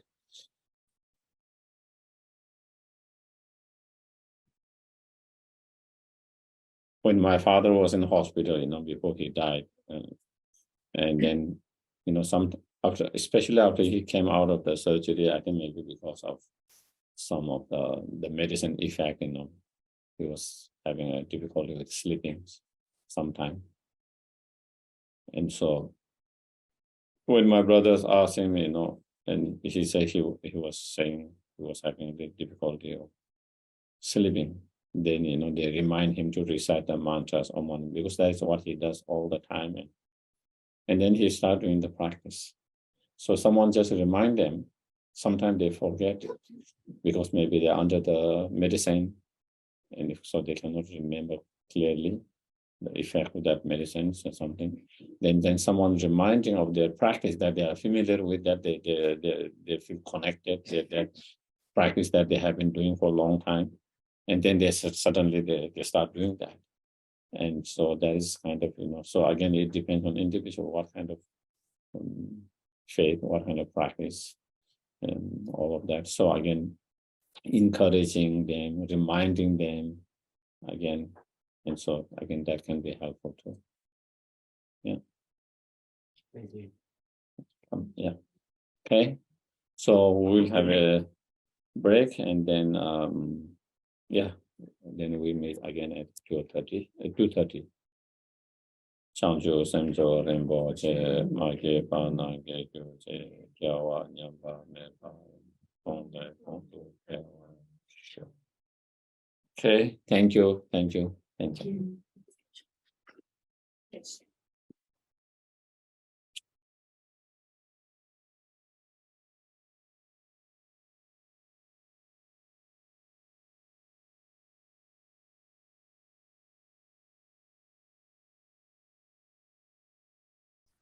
As long as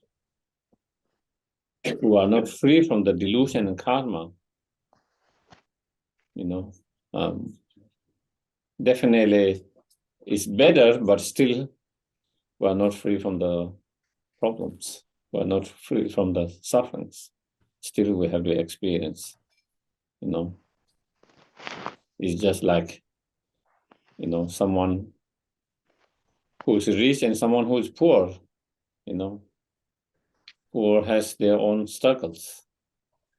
And rich persons have their own different problems and their different struggles.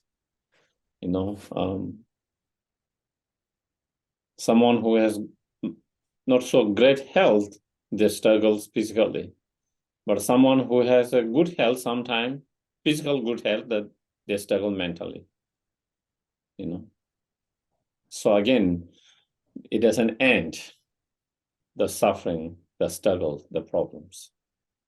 Just because we have better health, just because we have more wealth,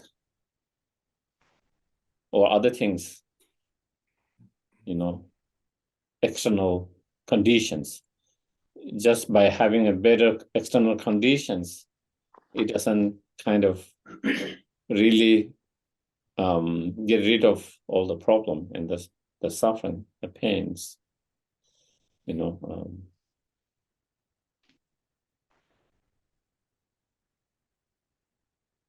as long as we're in samsara, meaning as long as,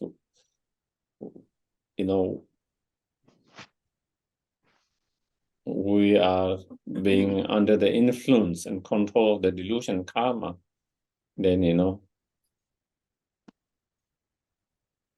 there's no real lasting true happiness and a peace, And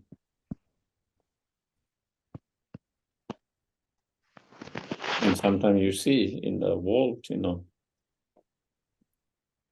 some people have physical challenges, who have lived their life with the physical challenges, but emotionally, mentally quite happy, accepting that and dealing with that positively.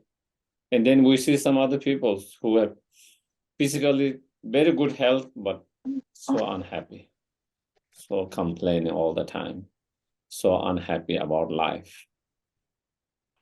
And that is the case same with, some people who have so much, but who feel like they are the most poor in the world, who have the most worry, fear, always feeling, fear of not enough. And then you have some other people, on physical level, on, who have very little, but quite happy, emotionally, mentally.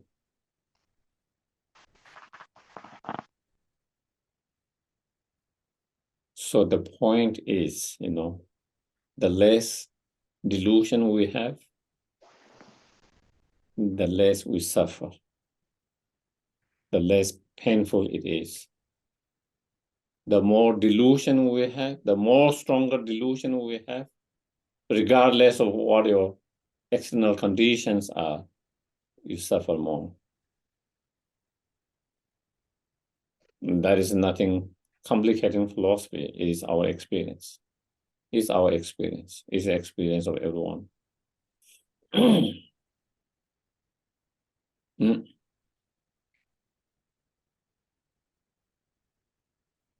And when you have the delusion and karma,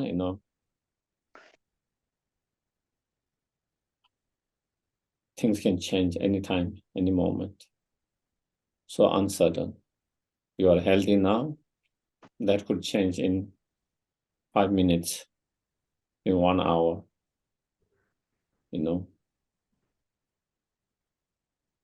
We seems like doing,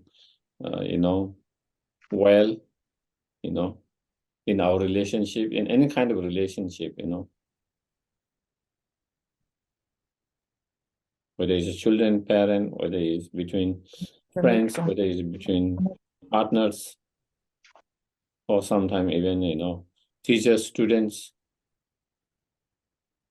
But that could change anytime, any moment. This so uncertainty,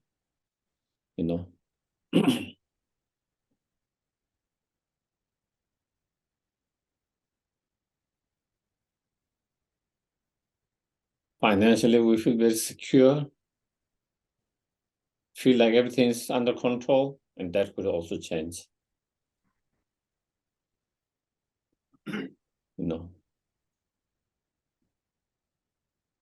So this uncertainty, that things could change anytime, any moment.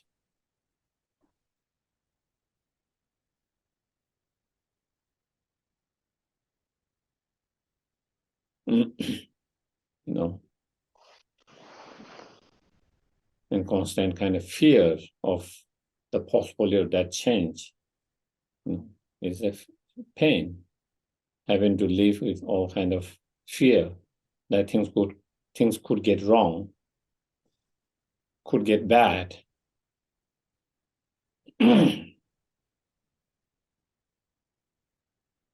And trying to make sure that it doesn't go wrong and bad. But you can try as much as you can. We can't make for sure that it will not go wrong. Something doesn't, we don't know what the potential they are. We don't know what the karmic potential they are. Because we have no total control over the karma at this point. Any karmic potential can manifest anytime. When it manifests so strongly, we can try to do different things, try to change it, but sometimes it's hard to change. It's too strong. So that is it,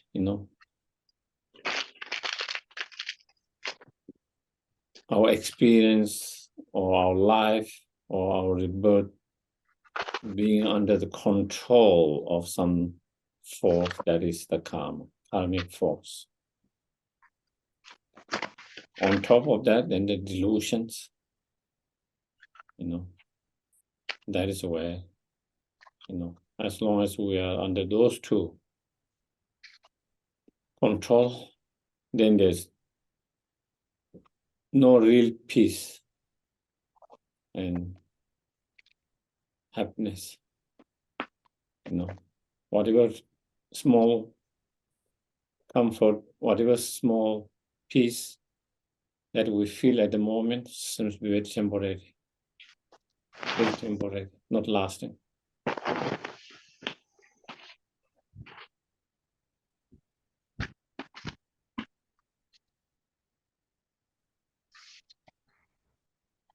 We get temporary relief, and then, suddenly things change.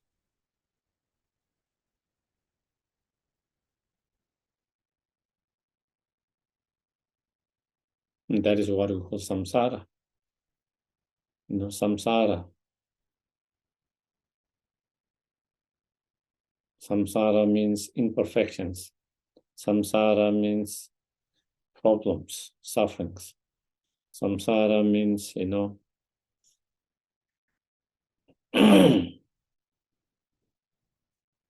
not having freedom. Samsara means being controlled by some other energies or factors, such as the karma and the delusions. So one will try to contemplate and meditate on that, the nature of the samsara. And how there is no real happiness, lasting true happiness and peace, as long as we are in samsara, as long as we are not free from the delusion and the karma.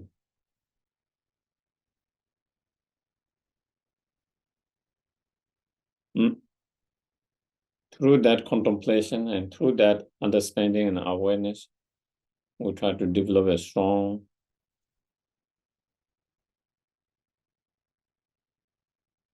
aspiration or determination to free ourselves from the delusion and from the being tied by the karma and the delusions.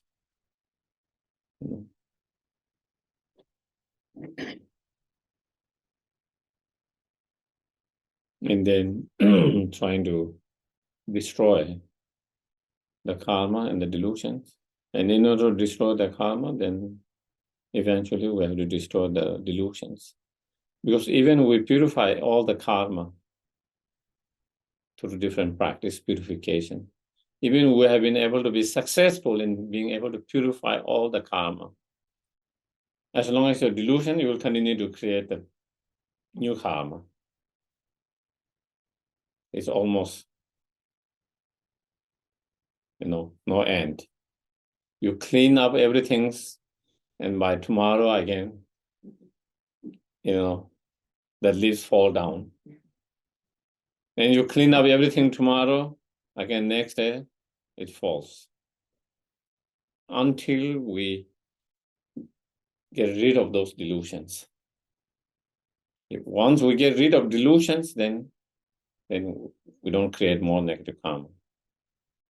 We don't create any more negative karma, contaminated karma. And so therefore, it's important to understand that, come to that understanding, realizations, and then seeing, the delusions is the main source of our problem, suffering. And it is the main enemy, not the other external things, but is your own inside, internal. When there is this internal enemy, you will find enemy in everything. When there is no more internal enemy, you don't see anyone, any enemy in anything. When you have this internal enemy, the delusions, even there's no human beings, still you will see the animals, your enemy. You will feel. Even there's no animal, you will feel all the trees, enemy. Even there's no more trees, the wind. The wind will make you upset, agitate you, upset you. Just blowing of the wind. The noise of the wind. The noise of riving water can make you disturb your mind. And then you feel, upset about that. And that become object of your enemy. That become your, object of your enemy. That become your enemy. On the other hand, when there is no more of internal enemy or delusions, someone might be nice to you, not so nice to you. You don't get so bothered by them and their actions. You can just kind of let it go.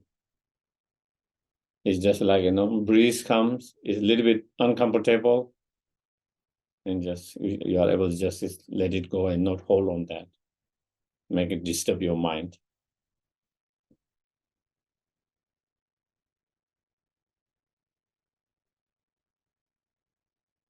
And so, with that understanding, that we focus, make an effort to overcome that delusions.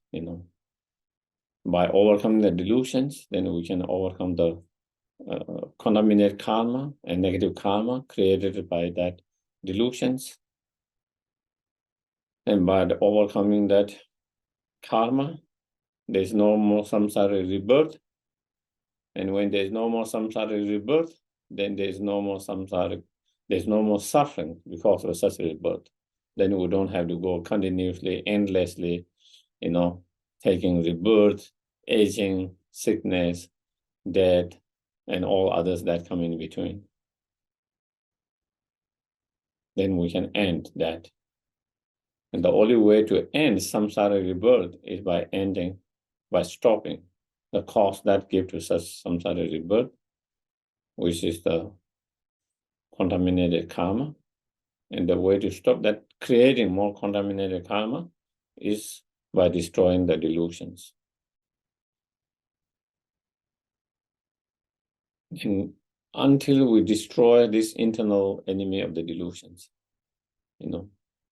everything that we try to solve the problem is only solving the symptom, not the illness itself, not the problem, the root of the problem itself. All others are just a symptom, not the real problem. The real problem is our own mind, our own afflictive emotions.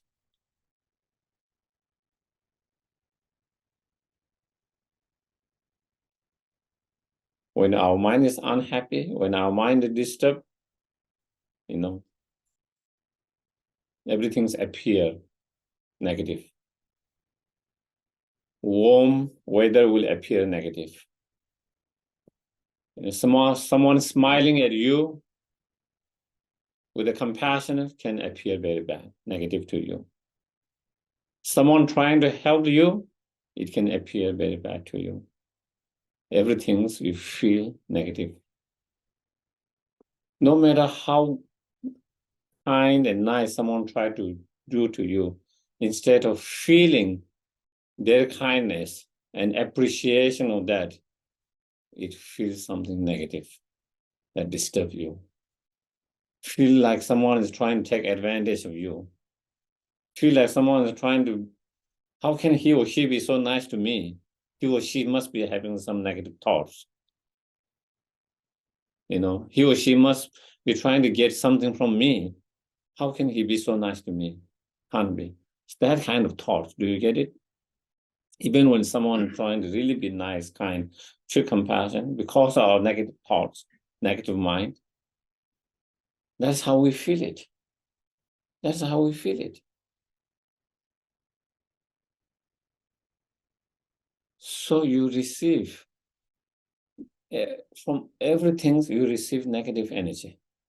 And you receive that negative energy, or you attract that negative energy, not because there is a negative energy out there, because of your state of mind. It's not because there is a negative energy there in the persons, in the climate, in the whatever that is nature, but because of your negative mind, then you attract negative. Everything appear negative. Everything you feel negative.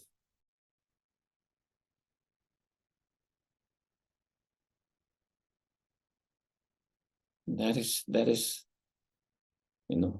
on other hand, when your mind is no more delusions, but full of virtuous mind, positive thought, positive minds, then, again, you attract positive energy. Positive energy. Your mind attracts positive energy. It appears positive. You feel positive. Even when someone is not so nice, still you can feel more positive than negative. You don't feel, so much negative and disturb your mind, agitate your mind, even by their not so kind actions and behavior and attitude,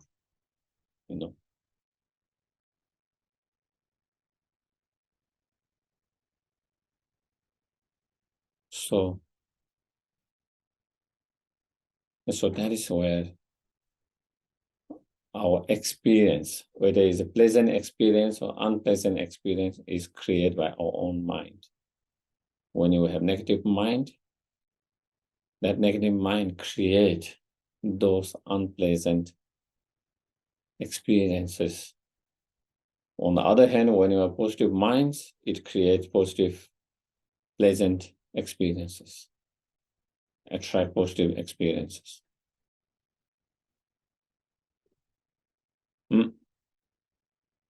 That's what happens, It's like almost like it's an illness in a way.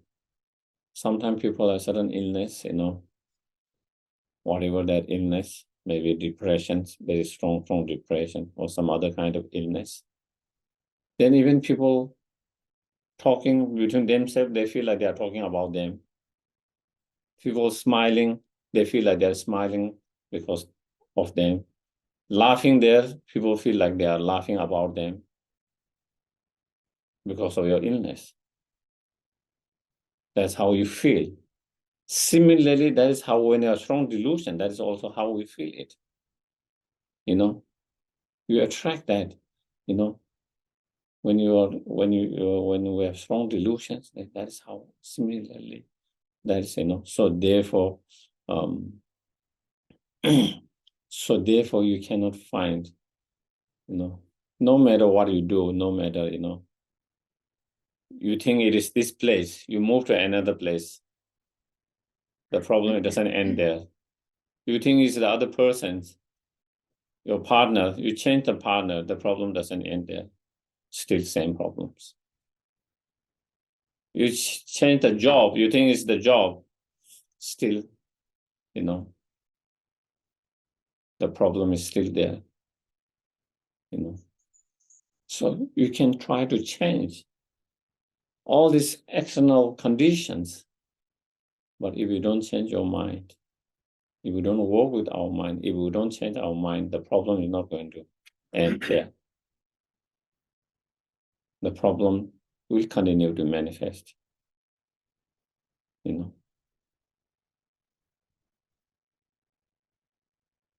Suffering is not going to end. The suffering will manifest again in one form or a different form, similar or in a different form all the time. I think we should be good at that by now to understand that, Still, maybe we haven't understood. That is what we have done all our life, We have some problem here and there. We try to change those external factors, conditions. Are we any better? Are we still having similar or more struggles what we had before? Because we have not paid enough attention to our mind, and we have not put enough effort and chance to change our mind. We just try to change the external conditions and factors. So far, our focus has been changing the external conditions. Whenever we see any problems, the focus is, how can I move this place from here, or how can I change the external conditions? We don't pay so much attention to our own mind, changing our mind, and that is where, we think this is the problem, we move here, then problem, again, we think this is move here. It's almost like moving from one place to another place.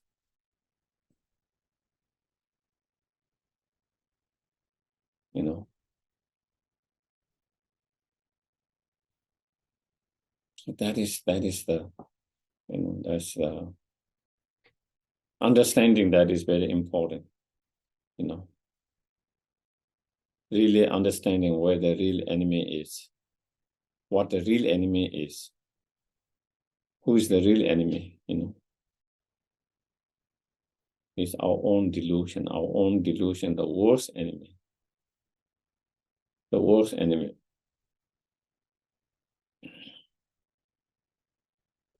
Because when there is that enemy, you see enemy in everywhere. When you have that enemy, the delusional enemy, you cannot really find true happiness. Of course, we understand when we have a strong aversion, anger, hateful thoughts, how it disturbs our mind, how agitated our mind becomes, how we lose the peace, happiness, and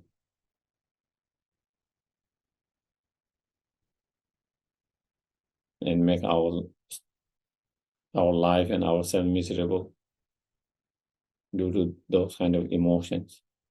But also same, when we have a endless craving or attachment or desire, same kind of energy. It makes your mind restless. It makes your mind unhappy, unpeaceful.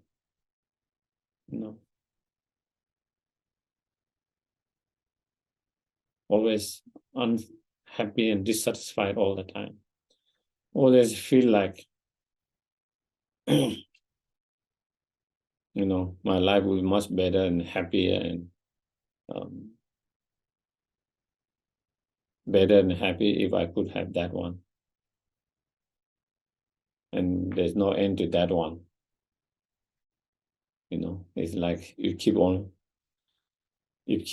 pushing the goalpost, Once you have there, then the goalpost goes further. And once you reach there, the goalpost goes further. never reach there, and therefore in our life never find sense of content, happy and satisfied,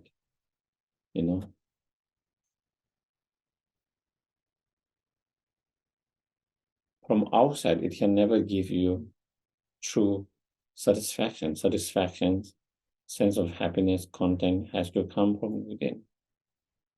At the moment, we can somehow believe that those objects, external objects, can make us more happy, give us more satisfaction, content. But that is not the case that we have found, so far. And neither will be able to find that.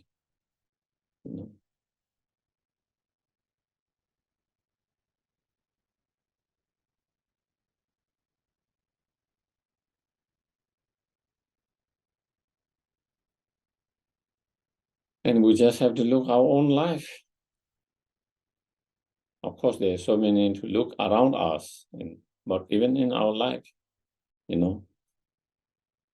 how little we have when we were very young, and how much more you have now compared to what you had before.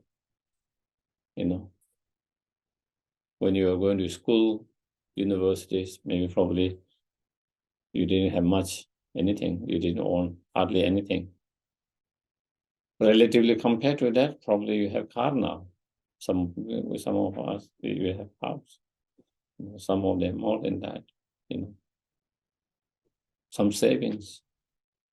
You didn't have all of that, but are you more happier, more satisfied, more content now than when you were young and when you didn't have anything? If that hasn't give you more happiness, more joy, more satisfaction, more that,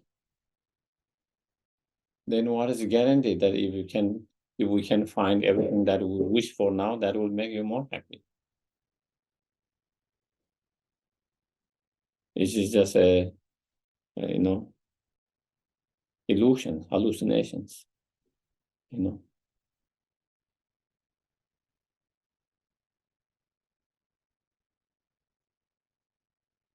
So therefore, the less stronger desire or craving or attachment you have, the more happier, more peaceful, more calm your mind is.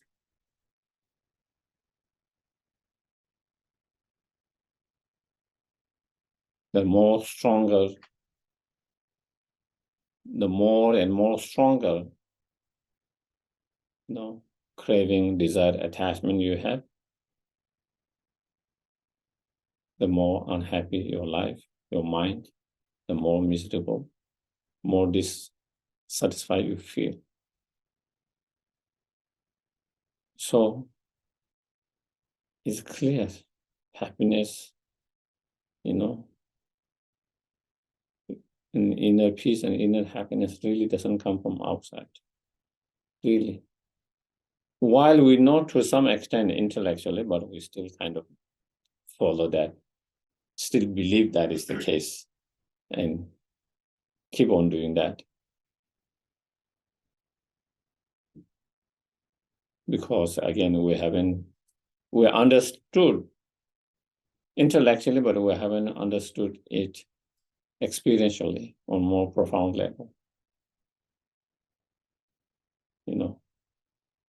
It's all here, not here at the moment, our understanding.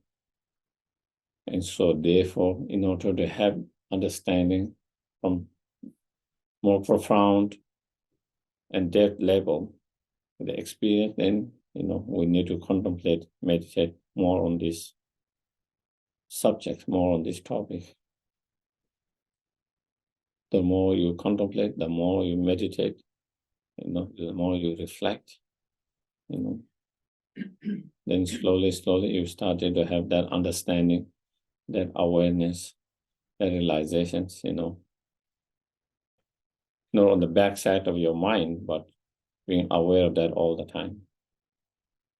recognizing that all the time. And when we have that awareness and and understanding or realization all the time, then we don't get misled like that. We get misled at the moment.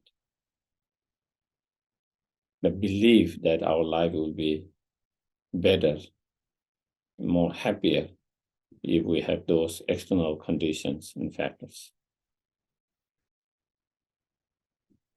And thereby, chasing after them.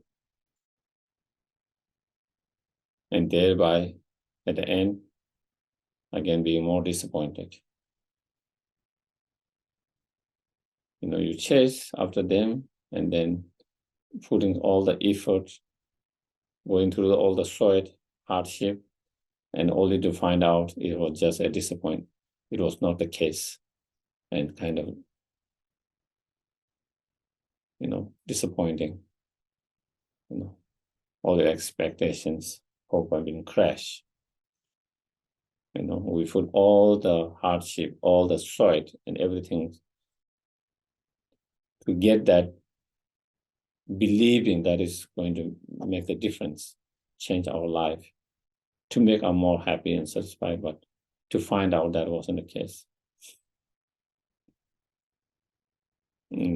And we keep on, hitting the wall, and again, we keep on hitting the wall again and again. Each time, with each time, believing that I will not hit the wall this time. But keep on hitting that again and again. So in order not to end up that, then we need to have a stronger, profound understanding and deeper and profound understanding, realization, and awareness. And for that, we need to contemplate more on that, meditate or contemplate on that. So that is the the meditation on the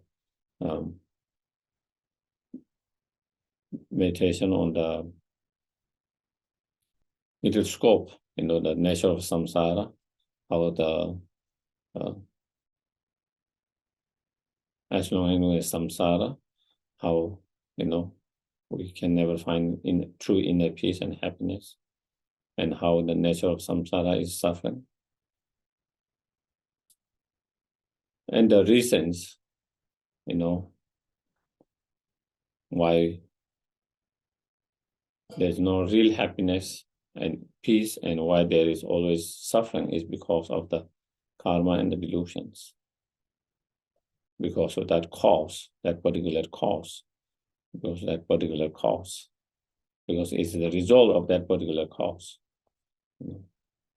And so with that understanding, then we try to reduce and overcome those causes, and through the practice of three high training, the high training of moral discipline, material concentration, and the wisdom. The wisdom acting as the main antidote to destroy that ignorance, which is the root of all the delusions, and the delusion, which are the cause of the karma, and the karma, which is the cause of all the suffering and samsara. So in order to stop the suffering and the samsara, we need to stop the cause, the karma, and the delusions. In order to stop the delusions, then we need to cut the very root of all these delusions, which is the fundamental ignorance. And in order to cut the fundamental ignorance, we need to cultivate the wisdom realizing the ultimate truth or reality. And in order to have a strong wisdom that penetrates and able to destroy that fundamental ignorance and the rest of the delusions, then we need to have a strong meditative concentration. In order to have a strong meditative concentration, then we need to have a strong foundation moral discipline. And through the practice of the higher training, then we can destroy the delusions by destroying delusion, then karma, and the samsara, and the suffering that is the result of the karma and the delusions. And thereby then, ending all the suffering and the problem permanently, and to find lasting true inner peace and happiness. So that is the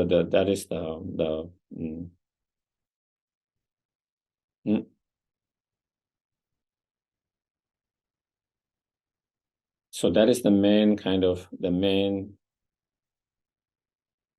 subjects of the middle school practice, meditations, practice on middle school. And then the next is the practice of the high scope within the Lam-rim. Is even we have been through the practice of moral discipline, concentration and wisdom, even we are able to destroy the delusions and the karma, and thereby completely destroying the root of all the suffering and samsara, and so there's no more suffering, there's no more samsara and the sufferings. Even though, and then we might be able to find true inner peace, happiness, joy, lasting true happiness. But even we are able to achieve that, if the rest of mother sentient beings are suffering, what is the point of that? So, again, it's like when your most kind and caring mother is suffering, how can you be bliss out in your own happiness? How can you just be bliss out in your own happiness when your most kind, cherishing, caring, loving mother is suffering? That would not be correct, right, even from ordinary point of view, worldly point of view, and not talk about Dharma point of view, not talk from the Bodhisattva point of view. And not only that point of view, how can you even find it happiness and blissful when your most caring, kind mother is suffering?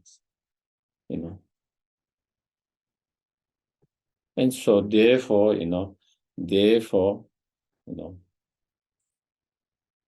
I can't be such too selfish, and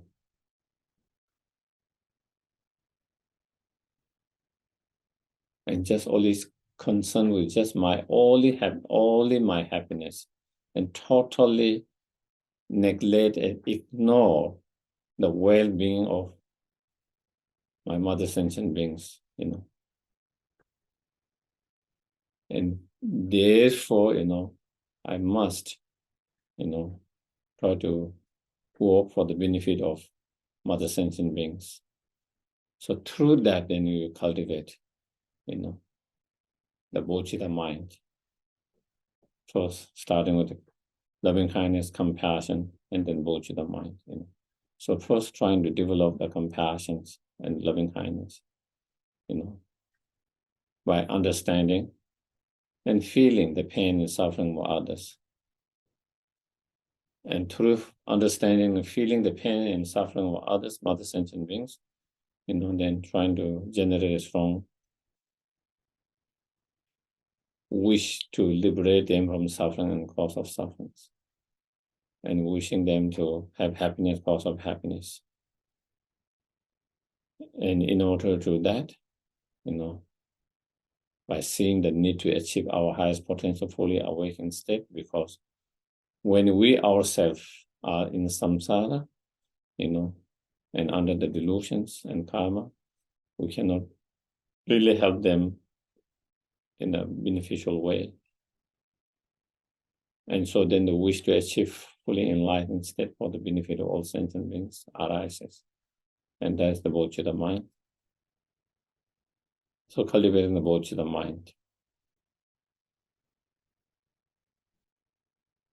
The wish to become our best, the wish to achieve our highest level or highest potential in order to be greatest help and benefit to each and every sentient being.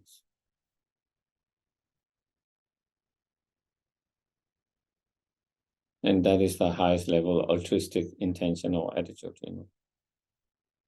The wish to be benefit for all sentient beings.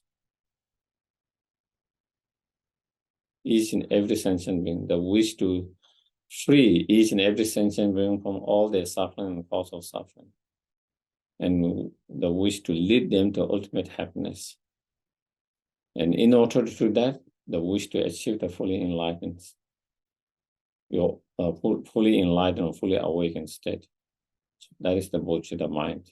And so cultivating bodhicitta mind. And once we have cultivated the bodhicitta mind, then again,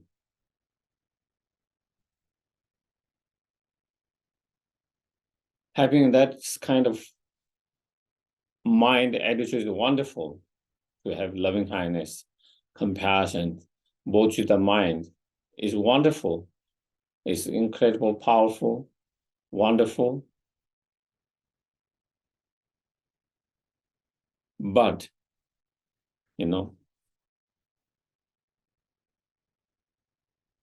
is that enough to achieve fully enlightenment that we wish for? Is that enough to be greatest benefit to others and help to others which we wish for? So it is not enough. It's wonderful to have that wish, that aspirations. It's wonderful, great, powerful, from so many, all the angles, is powerful mind, aspirations,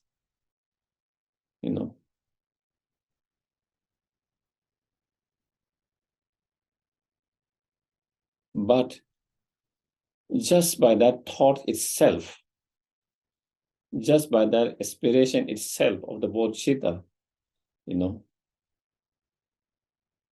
just by itself, you cannot achieve your highest spiritual goal, to achieve fully enlightenment. And just by that thought itself or the aspiration, you cannot be greatest benefit to all sentient beings. And so then, what practice that, or what are the other things that I need to engage into in order to be greatest benefit to others, in order to achieve that fully awakened state, and then that is engaging into the bodhisattva practice, bodhisattva deeds such as 6 perfections or 10 perfections, the practice of 6 perfections or 10 perfections, 4 means of gathering and benefiting sentient beings. So engaging those bodhisattva practice, through those practices, driven by the inspirations or the thought of bodhicitta mind, driven by that bodhicitta mind or inspiration bodhicitta mind, then to engage into those different form of practice. By engaging those practice, then you are getting closer and closer to your destinations. You are making more and more progress on your journey, on your path to enlightenment. While you are making more progress and closer to the enlightenment, at the same time, you are helping and benefiting others on the way.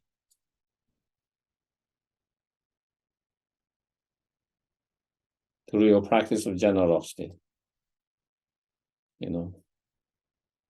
by the practice of generosity, not only through that practice, you are getting closer to enlightenment, your ultimate spiritual goal.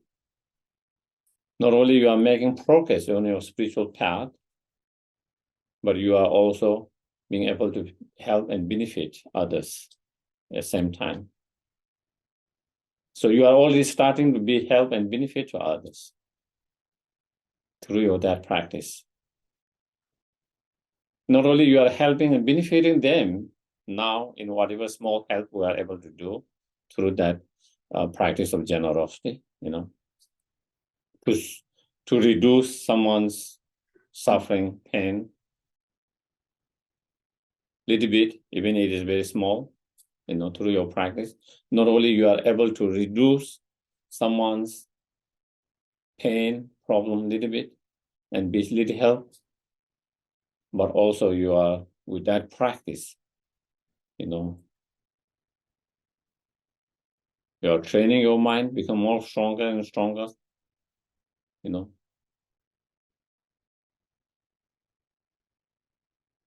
more stronger in your both sort of practice and path, and also is leading closer and closer to the enlightenment. Same with the practice of moral discipline. Through the practice of moral discipline of the bodhisattvas, who try to avoid any actions that is harmful. By avoiding any action that is harmful, you are protecting others from receiving harm from yourself, and also protecting yourself from getting harm. So by that practice, you are protecting yourself and protecting others from any harm. And through that, again, you are helping others by protecting them from receiving any harm from you because of that practice. And as well as protecting yourself. So it protects both, not really protect both from receiving harm, but again, you are training in your practice,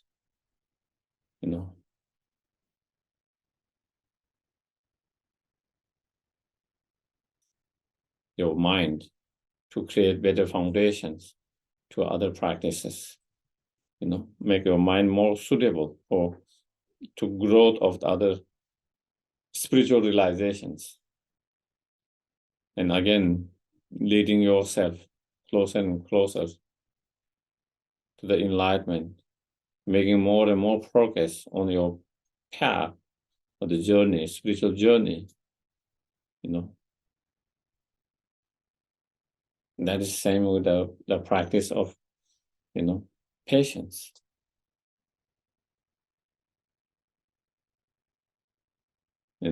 Even when you try to avoid harming others through the practice of moral discipline and trying to protect others and yourself from receiving any harm, and trying to help someone through practice of generosity and so forth. But sometimes even when you try to protect them, even when you try to be nice to them, kind to them, trying to help them, sometimes you never know how they will respond. Sometimes people can act nasty to you for whatever reasons. Sometimes it could be misunderstanding. Sometimes it could be misinformation. Sometimes their mind is not in the right state of mind in that moment. So for different reasons, instead of being very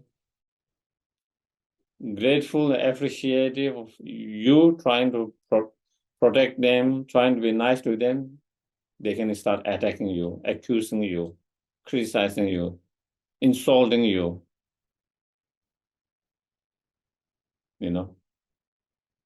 And when such happens, then ordinary way is response back with anger,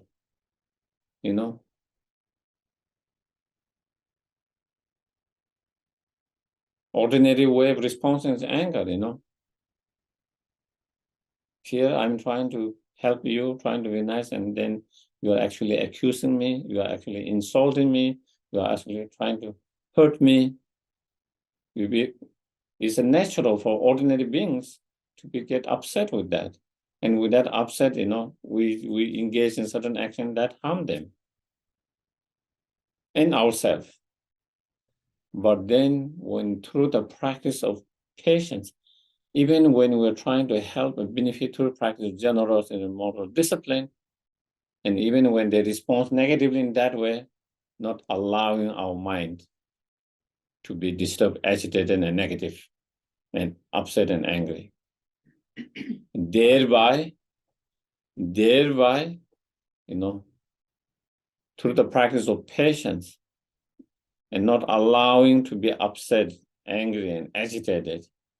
Therefore, again, we protect other persons from being attacked because of our anger and receive the harm, as well as ourselves to receive the harm. Again, through that your practice, you're protecting others and protecting yourself. Are we clear? Yeah? So through your practice of patience, through the practice of patience means you don't allow your mind to be upset and agitated and angry because of someone's actions or behavior or attitude, okay? Through whatever means, tools, practice you might have to do that, you know.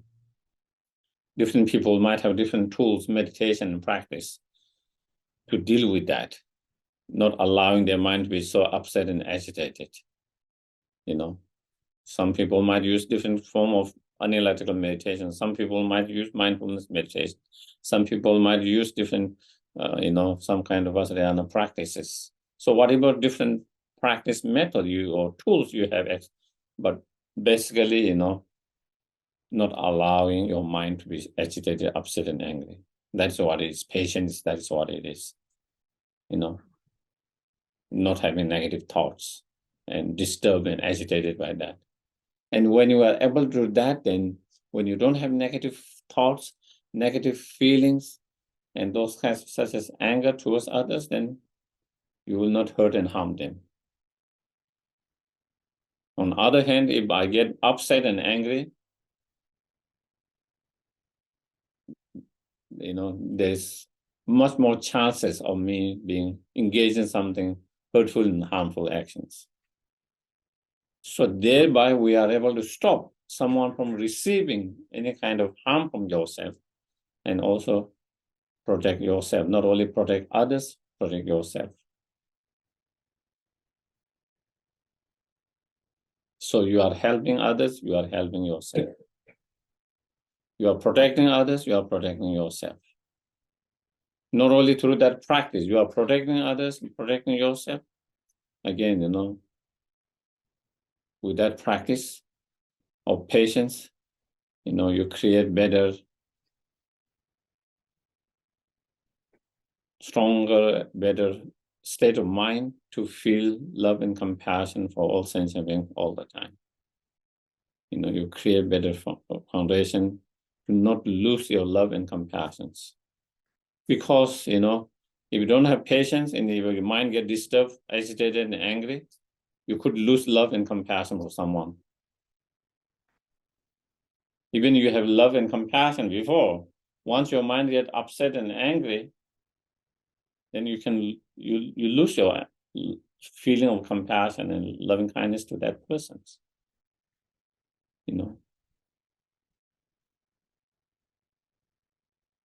And so by patience, it helps to maintain and to protect our love and compassion, bodhicitta mind, and not to lose them, not to degenerate them.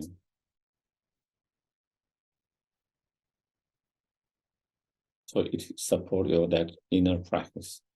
And then, with that stronger love, compassion, bodhicitta mind, even in difficult time, it's easy to have love and compassion in easy times, isn't it? We all can be compassionate.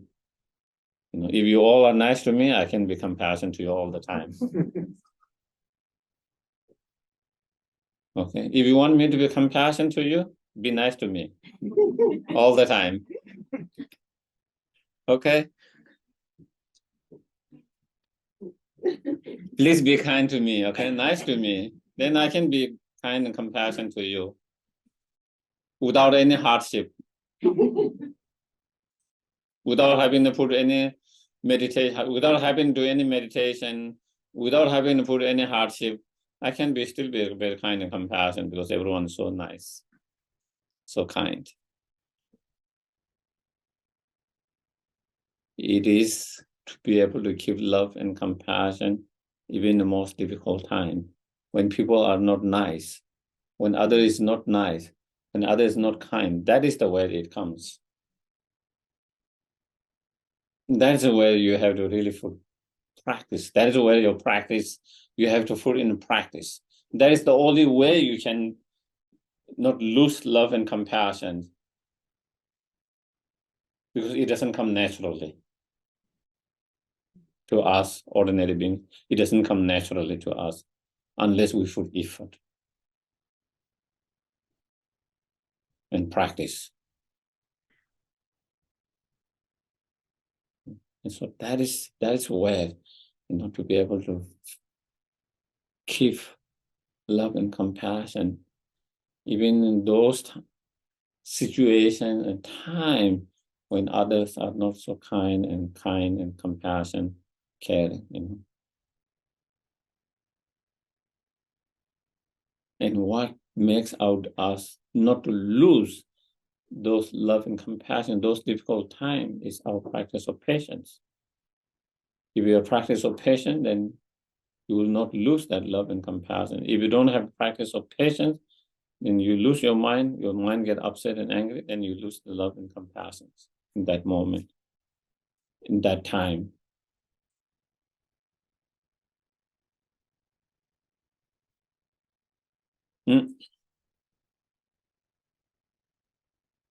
So do you see how patience support the love and compassion, to maintain the love and compassion, to the growth of love and compassion, and the bodhicitta mind,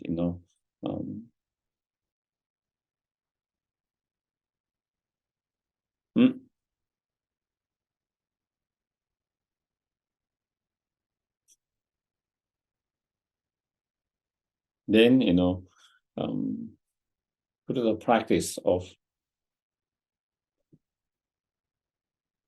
meditative concentrations, the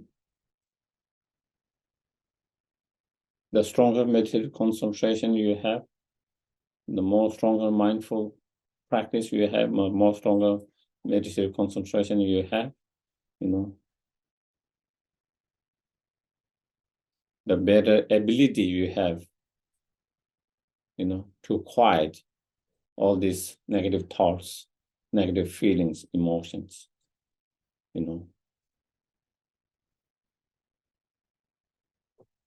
The moment,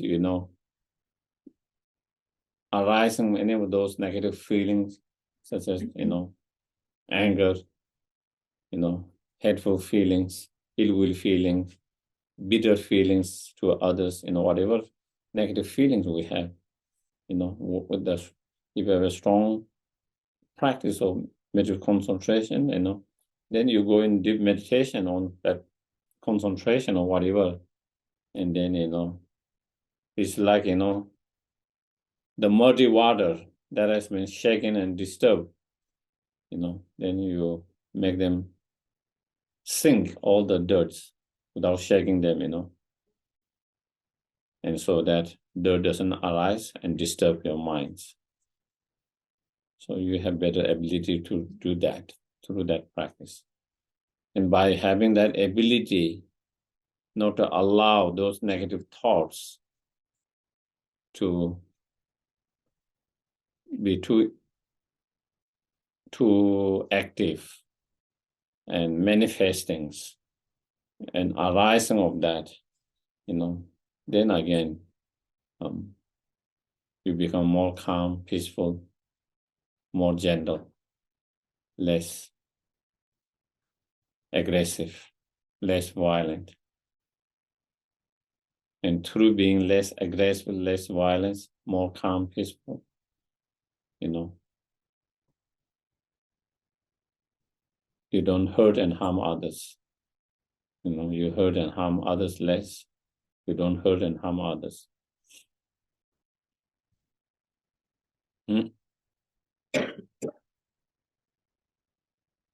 By not hurting and harming others, you also doesn't hurt yourself and harm yourself. And not only that, through that strong meditative concentrations, that tool, then, you can develop a strong wisdom, you know. And through that wisdom, then not only you have the tools to not to allow those negative thoughts, feeling from manifesting and be getting busy and active, you know, but you have the tools, the ability to destroy those negative thoughts completely, you know. With the meditative concentrations, if you don't have the wisdom, but just the meditative concentrations, then you have these tools and ability from not allowing those negative thoughts to manifest and become active. But it's still down there, it's still there. It's like just the mud in the very bottom of the glass of the water. So on the top, it is not disturbing. You can see the clarity and all of that water is, but the mud is there, still the dirt is still there. If you shake, then the dirt will come again. As long as you don't shake, then dirt doesn't come. Similarly, without the wisdom, with that meditative concentration, we have that ability, that tools. But once, you know, we shake it, certain cause and condition come and shake it, then those delusion can manifest. And of course, with that tool, you can go back and again let them sink. But again, certain cause and condition, it comes. So it's not the solution forever. It's like, you know, something comes and you have something to fix it. Again, it goes wrong and then you have something to fix. It's kind of never ending. But on top of that, by using that concentration to develop that wisdom, then with that wisdom, then we go to the very bottom of the problems, the root of the problems, the root of all the delusions. And through that wisdom, then we can completely get rid of all the delusion. And by getting rid of all the delusion from the very root of it, you know, then it doesn't matter. The water which are not dirt, you can shake it, unshake it. It's same. Doesn't matter whether you shake it or not shake it. It's still clean, pure, undisturbed, unpolluted, contaminated. Same way, then once with that wisdom, once we get rid of that, then, you know, doesn't matter what external, internal cause and condition come on, whether condition come or not come, delusion will never manifest. The delusion never manifests, there's no more delusions. No more delusions means there's no need to hurt and harm others. We hurt and harm because of our delusions. So you don't hurt and harm. Neither it hurts and harm yourself. So again, you know, it protects others and yourself from any kind of hurt and harm. And through that, we already, you know, as we practice those, the practice of 6 perfections, those 6 different practices of the bodhisattvas, you know, we are already starting to help and benefit others, you know, on the way, on the with the practice, on the path.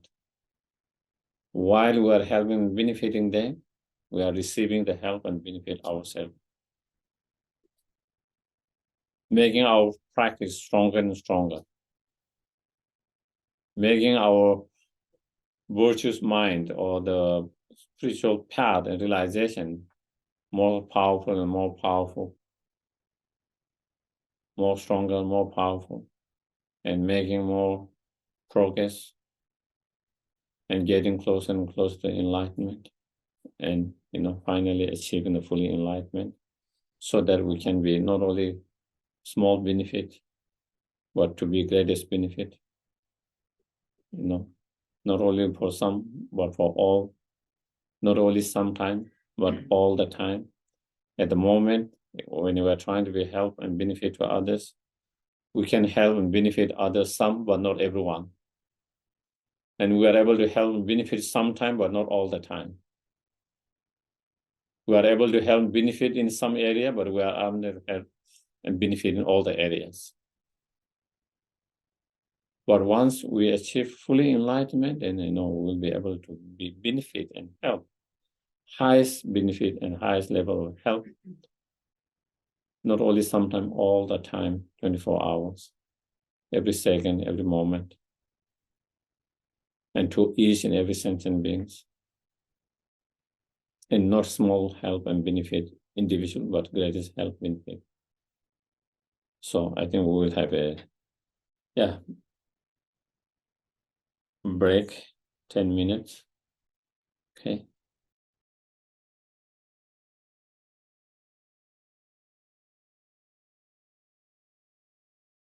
A short meditation, maybe I could take some questions. Anyone has any questions? That's it, yes. Yeah. And so, those who are also on online, if they could write or they can ask questions, unmute them and ask questions if there is. So, any questions?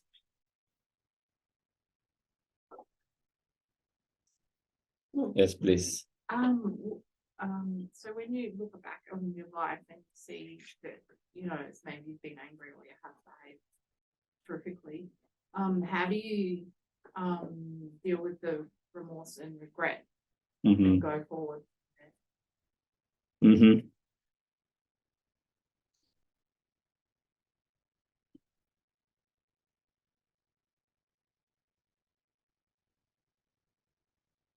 I think one of the things that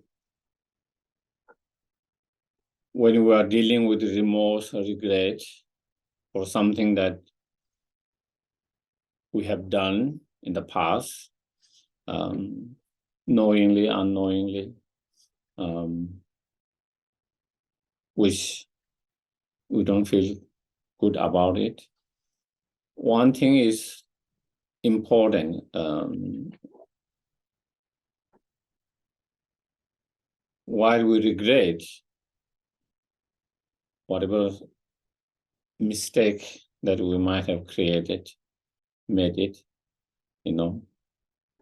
acknowledging that it was a mistake, that was not something beneficial and helpful, acknowledging that, recognizing it was a mistake, and then making the strong determination that we will try all our best not to create same mistake again or not engage same actions. And with that, we try to move forward. But I think also it's important to be compassionate to oneself, because in that process, sometimes we can be very harsh on ourselves, for the mistake that we have done. Sometime sudden mistake, maybe we might feel we can be really, really very harsh on ourselves.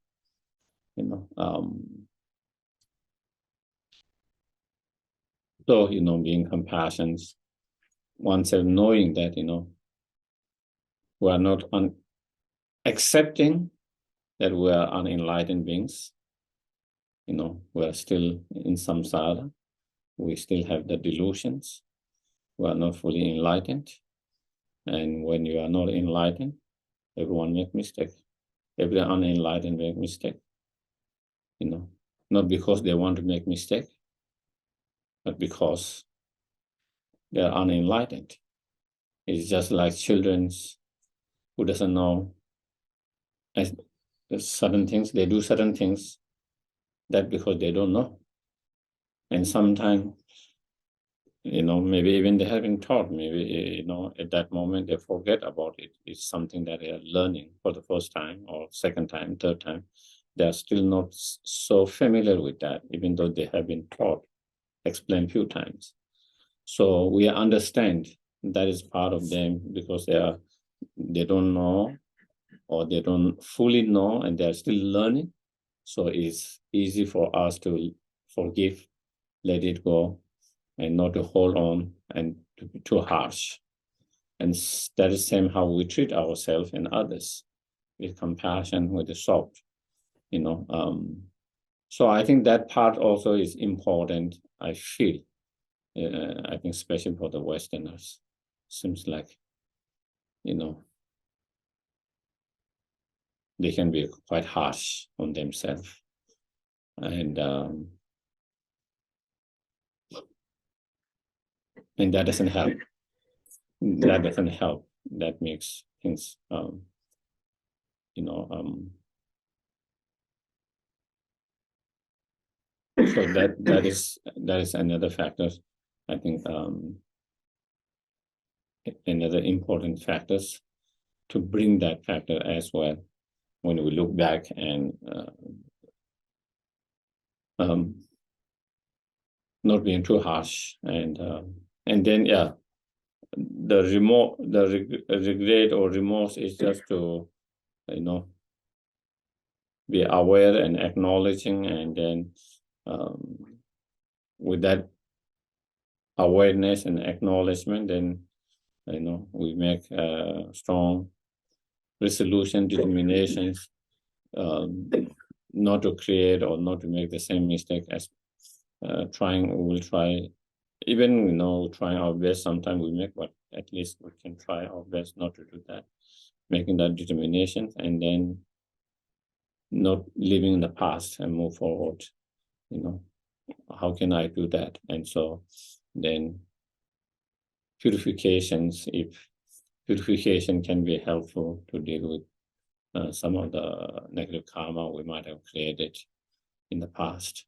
So then that is the solutions, not living in the past, but going forward, and, you know, whatever purifications that might be helpful, that we can feel connected, and we'll try to do those purifications, and then, you know, those karma can be purified through certain practice, certain purifications, and also knowing that, and then trying to do those practices as much as we can. Yeah. Any questions? So I was Yes. just adding on to that regret. Sometimes it takes a long time, isn't it, to really that experience to actually finish it, so to speak, or be comfortable with it. Mm-hmm. I haven't really got a question, but it's sort of like, Mm-hmm. I don't know how to make it shorter, but I mean, it just takes a long time, isn't it, that graduating to feel okay about things. Mm-hmm. We're just you do the practice more and more of purification, or Again, you know, it depends on different individuals. You know, some people can kind of let it go more quickly than other people. You know, some people might be able to move forward more easily. Some people might take more time to move forward and to move, not to still be kind of tied up in the past, you know. So again, I think it depends, you know, it depends. And definitely, you know, for some, it can take a time. It might take a time. Sometimes it's the nature of the action itself. Sometimes it is the nature of the person themselves. You know, some people are tend to be more harsh on themselves, harsh on, you know,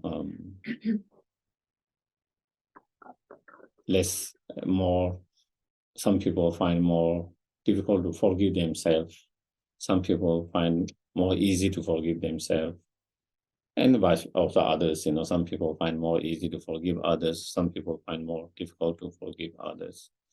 So, you know, depending on individuals, you know, of course, practice individuals, certain nature, maybe coming from past, they come with certain qualities, you know, where they are more easily, they can do that forgiving easily, and to be less harsh. And then some people might take more time, and again, it's okay, as long as we try to work with ourselves. And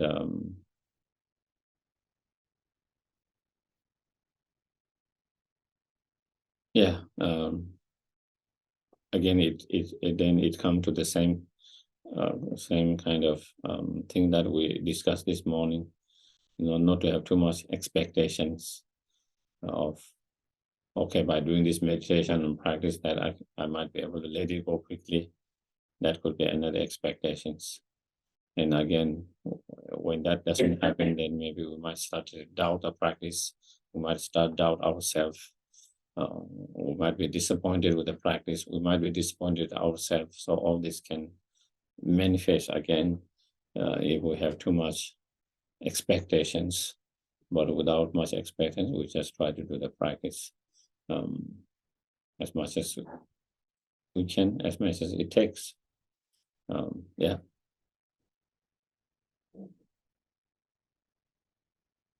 Any? Yes, please. Question. Yes. I'll talk about what an experience that I had. So we practice these things, and you can be in a situation where all of a sudden the old part of you comes up and causes your bad habit comes up, and you can have a friction between someone. And I recently experienced that, and then I pulled myself back, going, well, what have I done? So can you give some advice on that, on how we can sort of rectify that or move on from those things when we realise that we've actually done something that has caused, as you said, harm to ourselves and harm to the other? Mm-hmm. Yeah, I think one of the things is we learn to forgive for someone's mistake, for your own mistake. We ask for forgive if we have made some mistake. For others, acknowledging that I hurt you, intentionally, unintentionally. Sometimes it's intention, sometimes it's unintentional.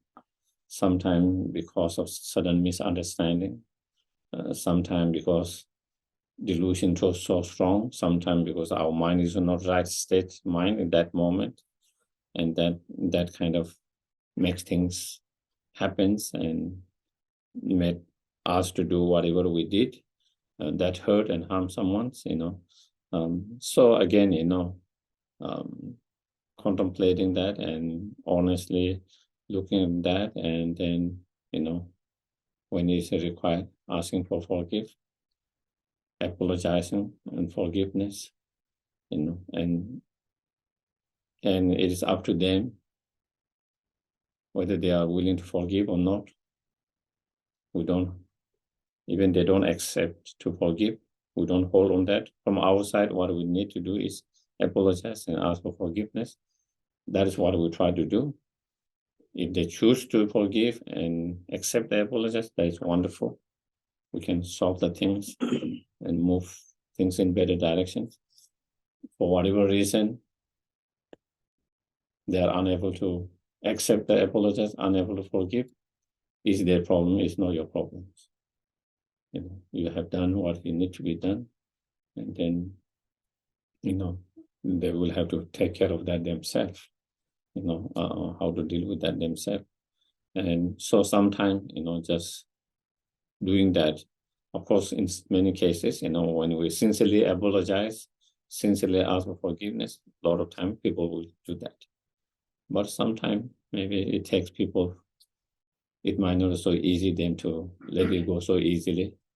Sometimes they might not be in conditions in that time, in that moment, over the time, they are not ready to do that. And then, at least from our side, we try to do that. That's what we try to do. That's what we can do. That is in our hand. How they are going to respond, whether they accept it or not is their choice, is in their hand. And so that is one practical, and it requires courage. It requires courage to apologize and ask for forgiveness when we do make mistakes. Sometimes even we know we made a mistake, but we don't have the courage to apologize that. We don't have the courage to apologize and ask for the forgiveness, because still our ego, still like to hold on that, our ego doesn't want to bow down, acknowledging that it was my mistake and apologizing, is not something our ego wants. Is against the way the ego thinks, and sometimes to go against that egoistic attitude require a lot of courage. And but so that is one thing. If we can do that, and that's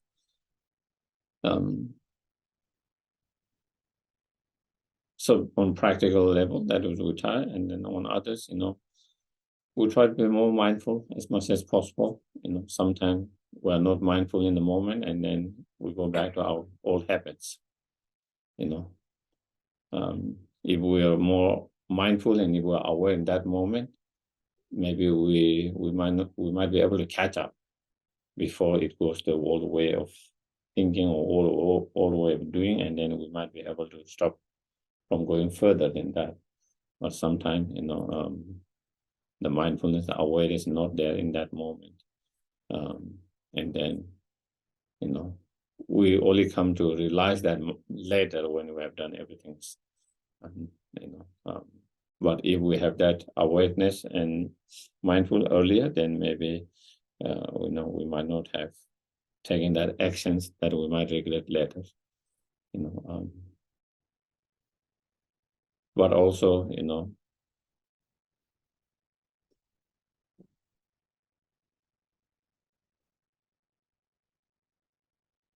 we can also have this habit of negative regret. We regret everything, sometimes.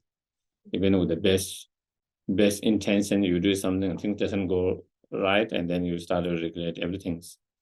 Which also is not so positive and good, the most is you with your best intentions and with what you think is the best at that moment, according to your wisdom, knowledge, capacity, we try to do that. And that's all you did with your, but maybe after 10 years, you find out that wasn't the best skillful means. You could have done differently. And we might regret and can be a bit harsh on ourselves. But at that moment, you didn't have access to this new information, new knowledge. And that's all you knew. That was the best intention. That's what you think. And, if you have this new knowledge, new wisdom that now you have found, maybe you would have done differently. Do you get it? And so therefore, not need to be so negative about that. As long as we did with the, some of the, as in life, as we mature, we gain more experience and more mature, then we might have a different way of doing things than when we're less mature and when we're less experienced. But sometimes we did with the best intention in that moment, and that is we might have think different way how to do that, and we only think this is only the best way, and maybe later we might find that was not the best way. We could have done differently, but we don't have to be so harsh and to ourselves and others as well. So anyway, I just wanted to share that because sometimes we tend to have that habit, and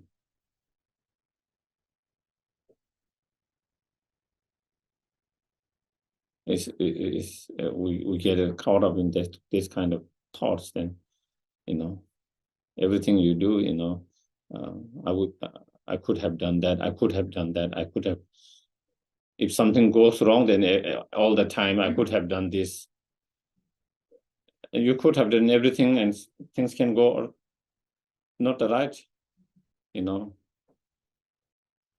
If you look from karmic point of view, there is karmic prince. Sometimes, you can do everything right from your side. There is nothing wrong, but things could get wrong. But of course, we still blame ourselves, even in those cases, because things didn't go right.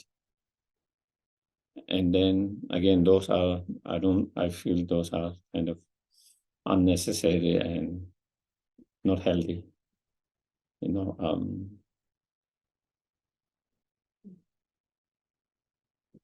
because I see people experience a lot of pain because of that too. If I look from my point of view, I don't say there any mistake they made, but they still feel that way, Or they blame themselves because things didn't go the way things they wish,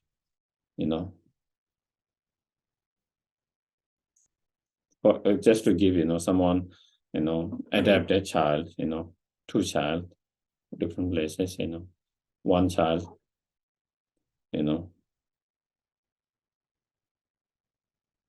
have, didn't get out in problems. One end up in problems, and, having challenges, with substances, like drug, and once you do the drugs, then of course, then many other problem comes, in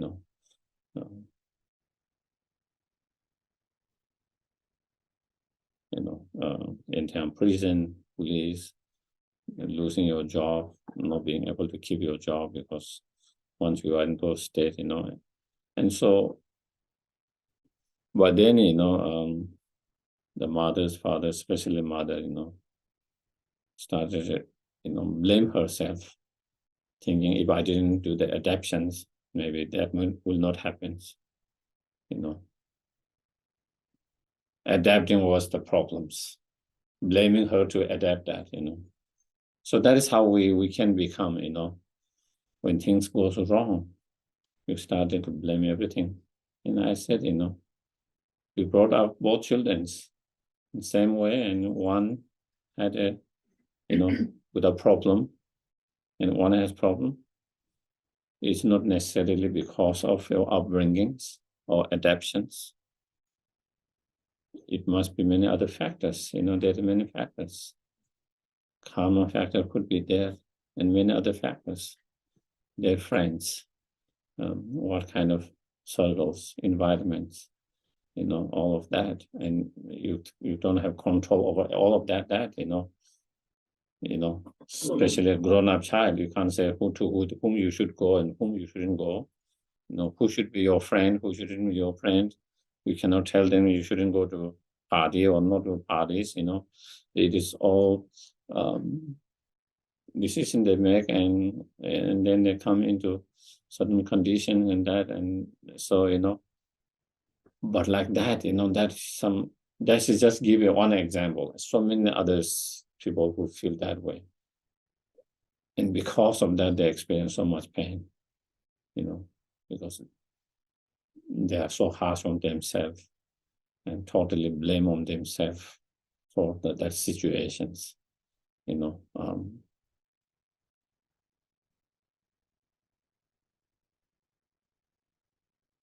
And I think, yeah, and again, as I mentioned before, I don't know, I think that kind of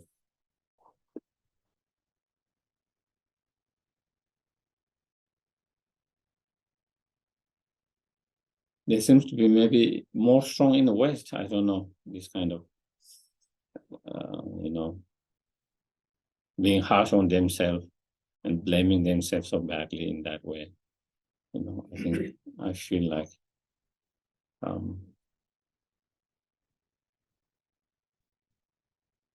And sometimes people have to make decisions.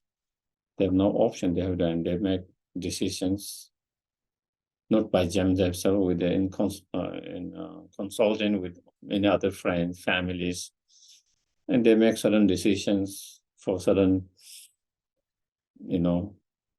treatment for their family members or whatever that. And again, if things goes wrong, then they blame themselves. If the treatment goes well, maybe they might not feel that way, but when the treatment goes wrong, and then again, they can blame themselves and be harsh on themselves. And again, I see that kind of, sometimes like that, and if we keep on doing, then, because life, is not always going to be smooth, and we have to make a lot of decisions, and sometimes with the best intentions and the best our ability, we make decisions, and sometimes still with that things might not go so well, and you can't beat up yourself so badly like that, for everything that goes wrong, everything that goes wrong,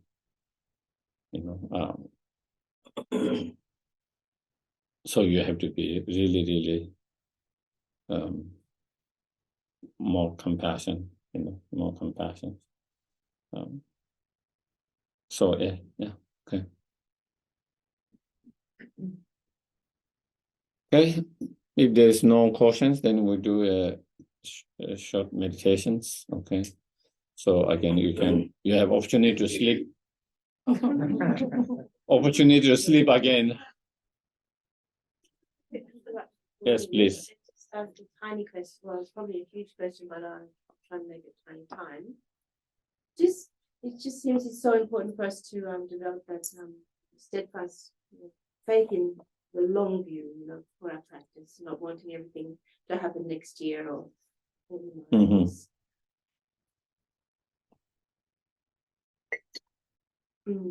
So what is the advice for, really establishing that within ourselves, being able to consecutively really look ahead and knowing that, it is a very long time that our practice is going to be in place if we've got that perseverance. Because it doesn't sort of feel real. You can't really feel a long time sometimes, isn't it? Yeah. Sometimes it's a long time. Sorry. Sorry. Yeah.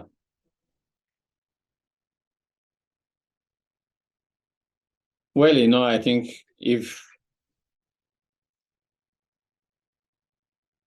when you have some idea or belief or acceptance of many lifetime, I think it will be a little bit more easier. The idea of many lifetimes and the imprint and continue to that practice can be helpful.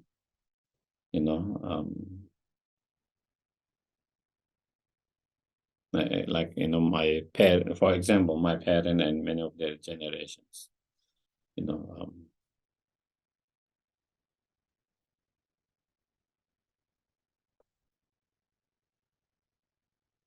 they have a strong devotion, strong faith.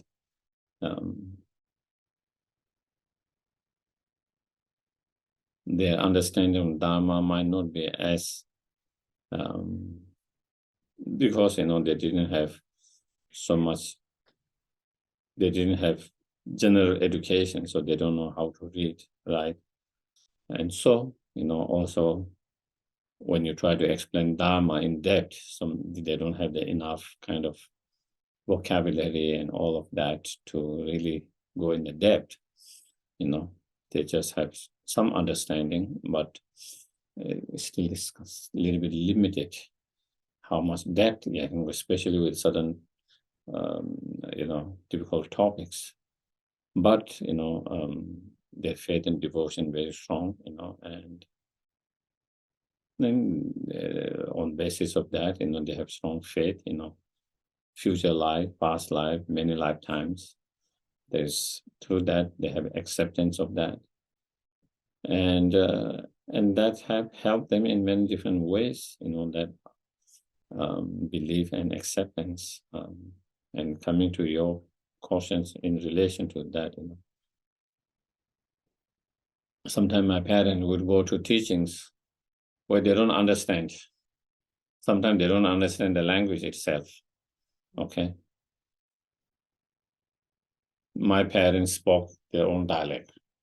Okay, where they're spoken in the small area, with a very small kind of group, less than 10,000 people who speak that language.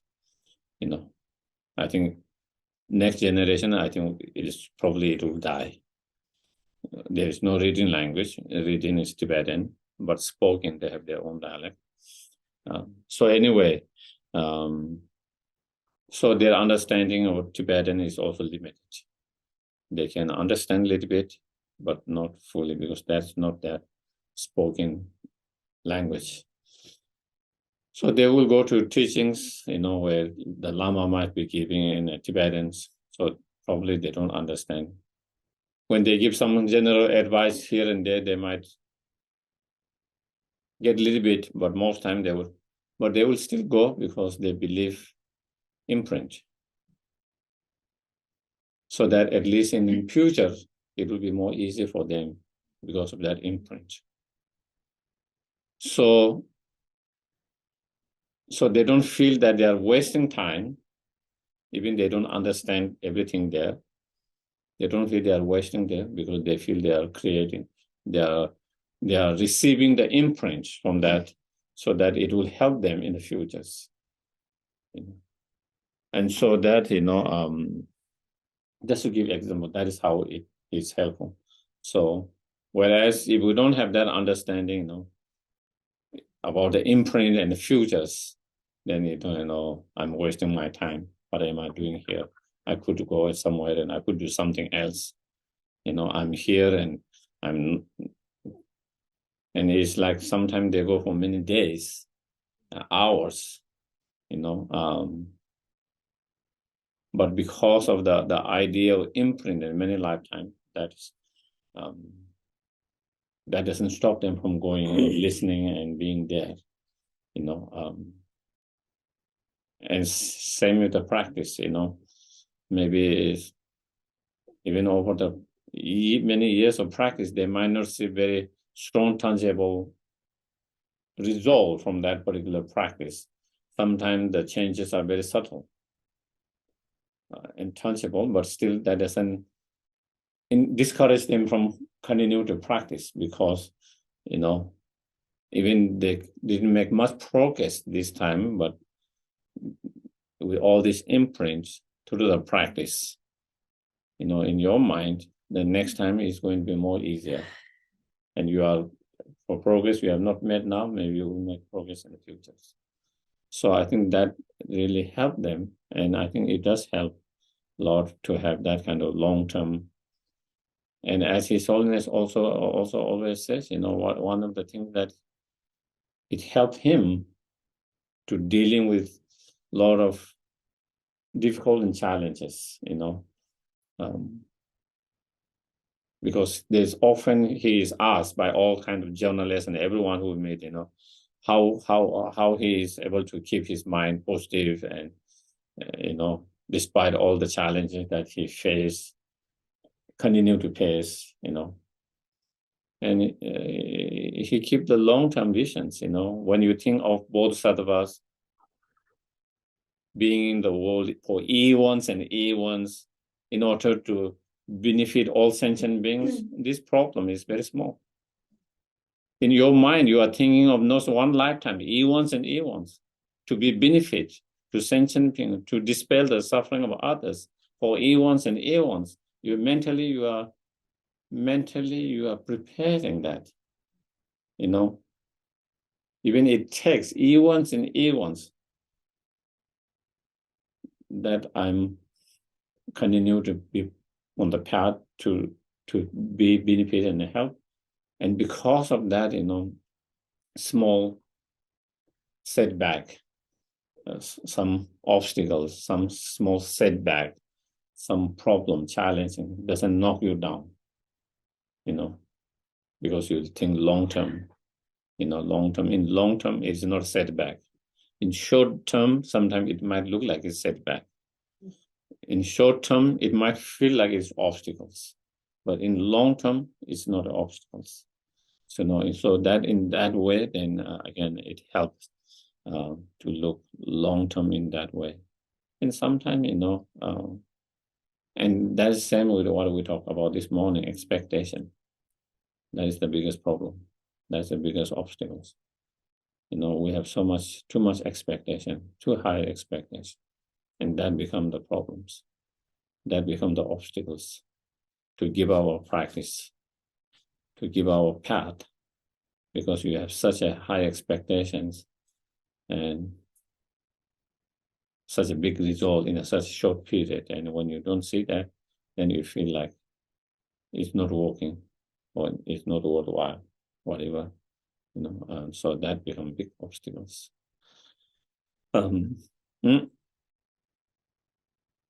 Sometimes there is a changes, but it happens very subtle. Sometimes we are not even aware of that. Sometimes you are not aware, but people around you might be aware of that.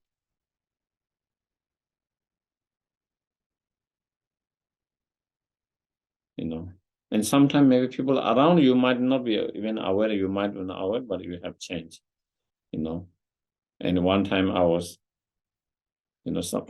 someone was picking me up, to take to teaching, and then some caution, and we're discussing, and then him, so he had been Dharma for, I don't know, for 5 years, and it doesn't feel like he have changed much, or hardly changed, or something like that. And so then I asked questions, before you met the Dharma, have you ever come in your mind, do you ever think about all sentient beings? And he said, no. Now, do you think about all sentient beings every morning? Do you dedicate and pray for all sentient beings? He said, yes. That is change.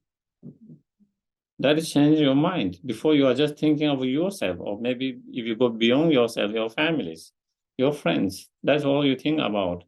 You wish for goodness, happiness for yourself, for your family. We don't think more than that, But now, not only you think of all human beings, all animals, but you are thinking of all sentient beings, seen and unseen, all beings. That is a huge change. That is a huge change. And because this way of thinking has become so natural, normal, because that is all the time you try to have that motivations and thing and dedication like that. It feels like it has always been there from since your birth. Do you get it? But that wasn't the case. That wasn't the case before you met the Dharma. But after you met the Dharma, and now you have started to, even we are not perfect. Even we have our own shortcoming, we have all of that, even sometimes we are unable to practice as much as we want to do, even though sometimes we can't be as good persons and practitioner as much as we want to be, but still, even just to have that pause of the well-being of all sentient beings, and just have that in the morning, that motivation, and then dedication for all sentient beings, well-being of all sentient beings. It's a big change. It's a big change. And I said, before you met the Dharma, probably you see the insect something, mosquito, another, you just bang. You have no sense of consciousness. It's another being. At the moment, even though maybe we are not perfect all the time, sometimes still, maybe sometimes we do it, but at least we try to be more careful. At least there is a consciousness that it is another being. It is another life. That is a change, So if you look like that, if we analyze one by one like that, there has been a lot of changes. Your way of thinking, your attitude, But sometimes we might not feel these are progress because we want to see something, I don't know, like already you are starting to become bodhisattva, You don't get angry anymore. You don't get attachment anymore. You don't get upset anymore, and I'm still upset, So there's no change, I shouldn't be having an attachment, and I still have attachment. So therefore, I haven't changed. All these kind of things,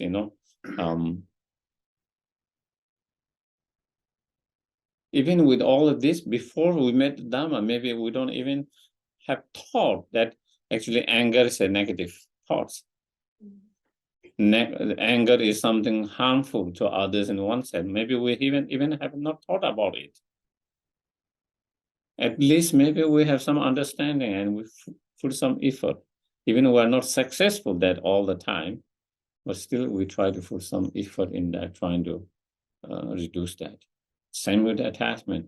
Before we never thought attachment or desire or craving is something unuseful, thoughts, source of our sufferings. At least maybe we have some understanding of that, and so that we don't totally, blindly follow it. Of course, we struggle because it is something we are so happy to, in certain way of those delusions have been so strong in our mind if we talk about beginner's lifetime, so strong, it's hard to change. It will going to take a time to change, practice.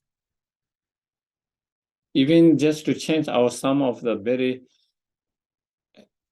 physical habits, that we have learned that kind of habit maybe in our last 20 years or 10 years that we want to change because that is not a good habit.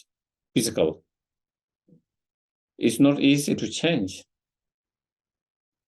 Yeah. Certain way of things doing that we do, we want to change it.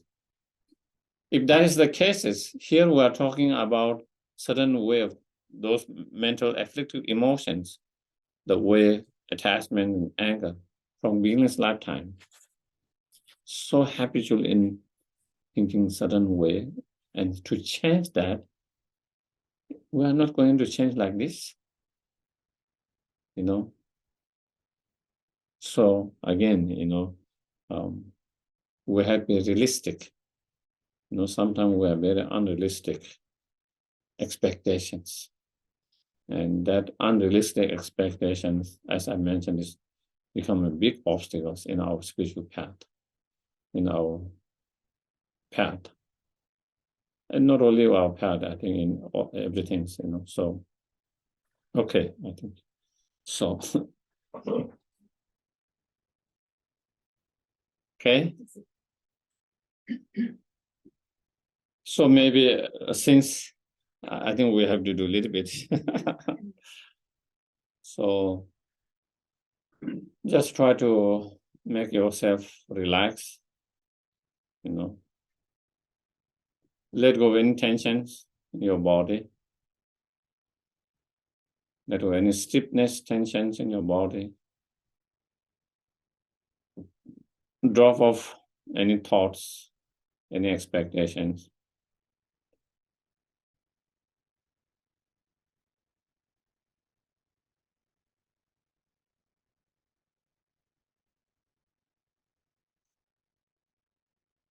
And feel the weight of your body on the cushions.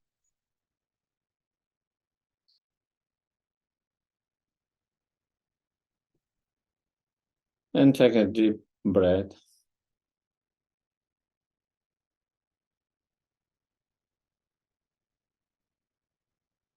And try to keep your mind focused on the breath as you inhale and exhale naturally. Watching it mindfully and being aware as you inhale, being aware you are inhaling. As you exhale, being aware you are exhaling. So simply just watching and being aware.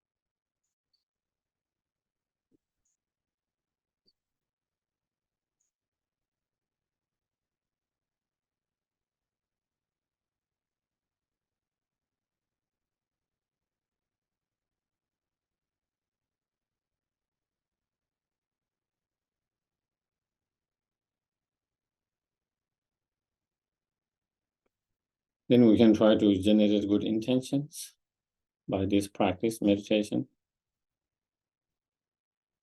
May it become cause and conditions to transform and change our mind, to become more kind, compassionate, more wise.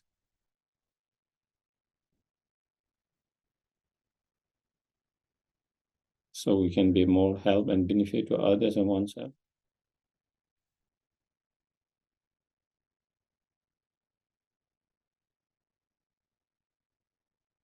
And may it be cause and condition to achieve our highest potential, fully awakened state.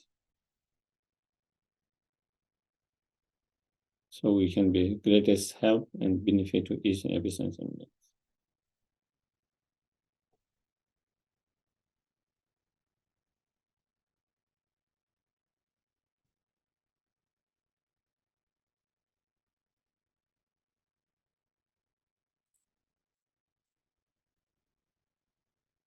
Again, bring back your attention to the breath.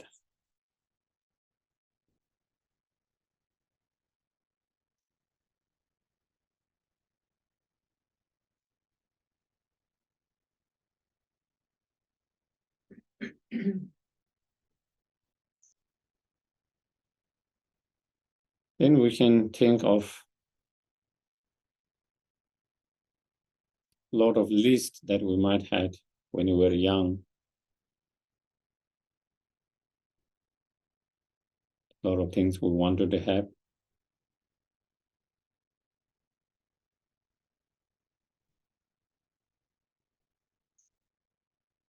Maybe we might thought, if we have car, our life will be much more happy, better. Maybe a house, relationship, marriage.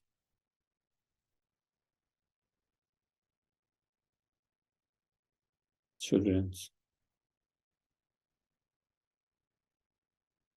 So try to think all different things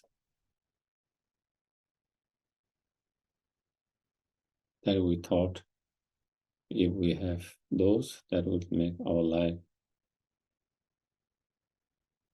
better, happier.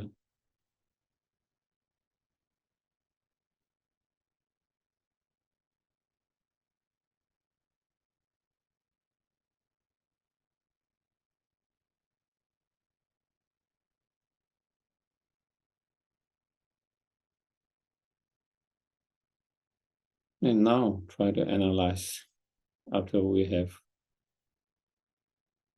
been able to achieve some of those which we wanted.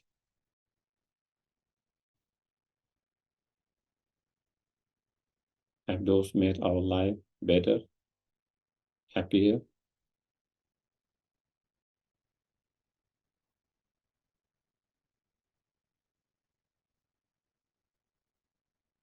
Or has it made more complicated, more problem, more pain?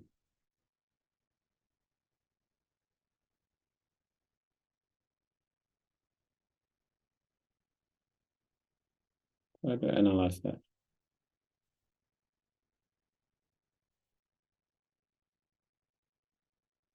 honestly and deeply.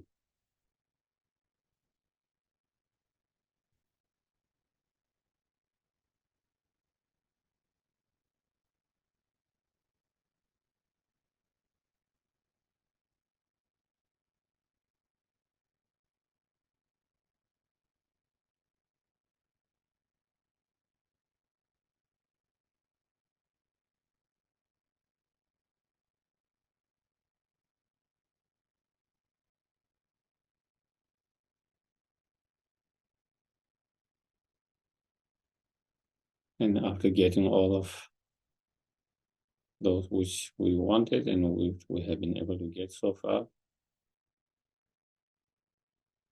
have they made our mind more content, satisfied?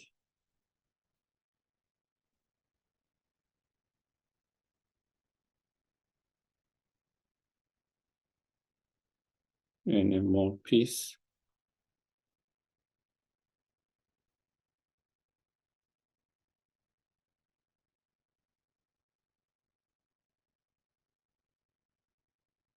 Or our mind is still dissatisfied, unhappy, still have so many desires?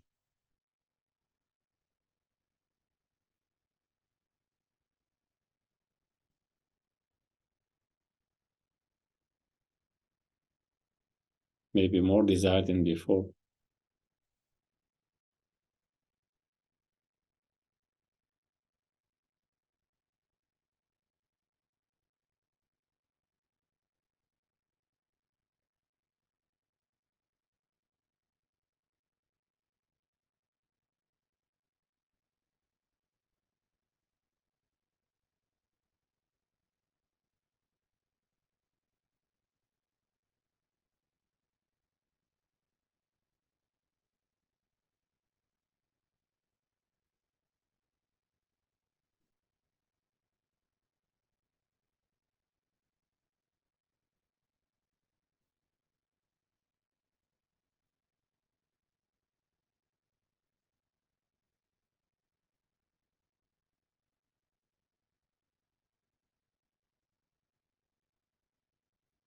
And now we can think of all the list we have in our mind that we want to achieve.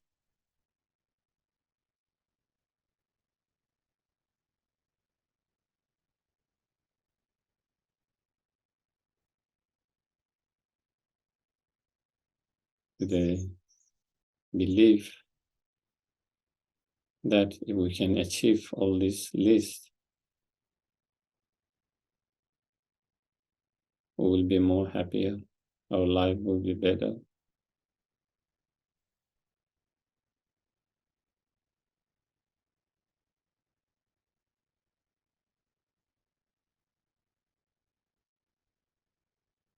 We can think of whatever we have. We might have many big bucket list.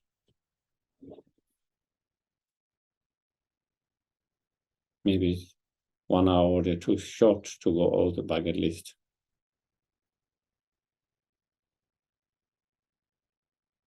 But we can think some of the bigger ones.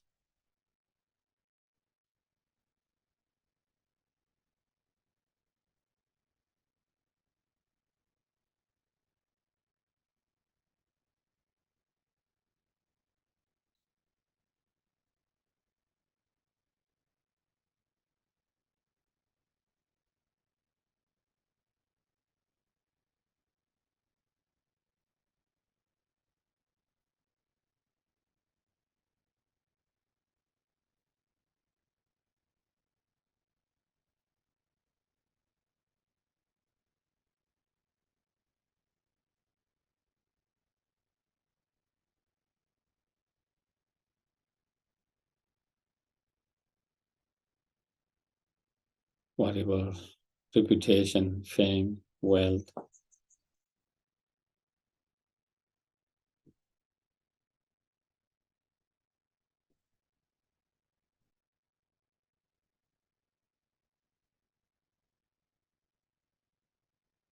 Or so forth that we wish we want to achieve. If we are able to achieve all of them,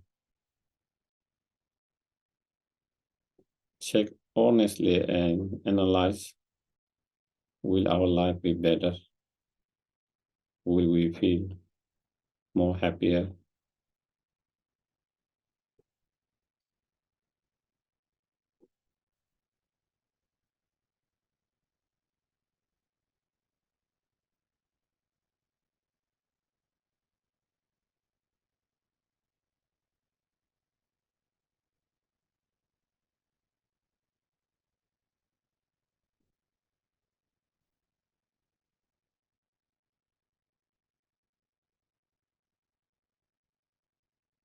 Will we feel more peaceful in our mind and at ease?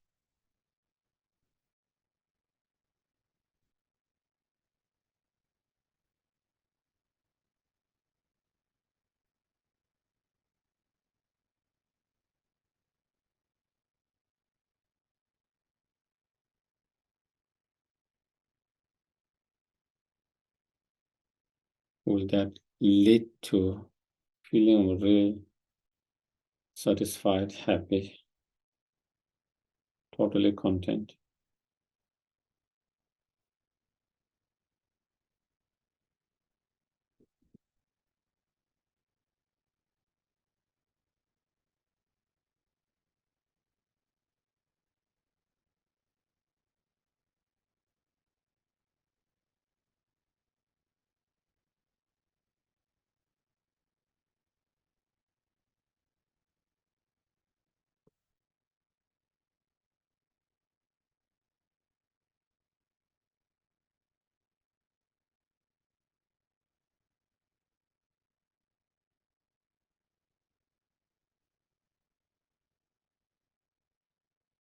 If having achieved what we already achieved, which we want to achieve before,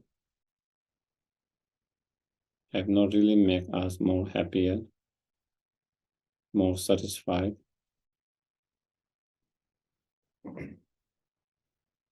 what is a guarantee that by achieving whatever we want to achieve now, by being able to achieve them, will our life be more peace, more happy, more content and satisfied?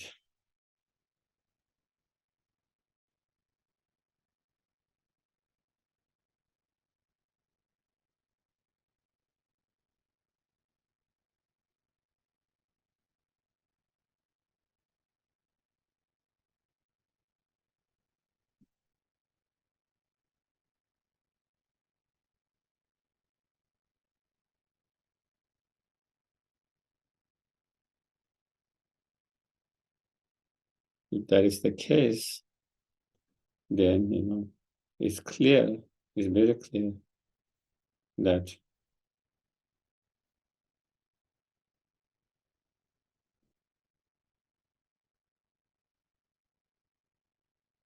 true happiness, inner peace,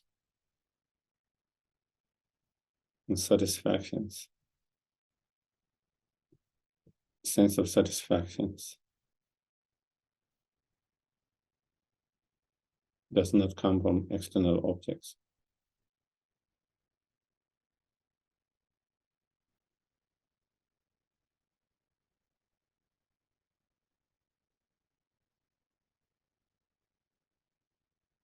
It's something that we need to develop within within our mind.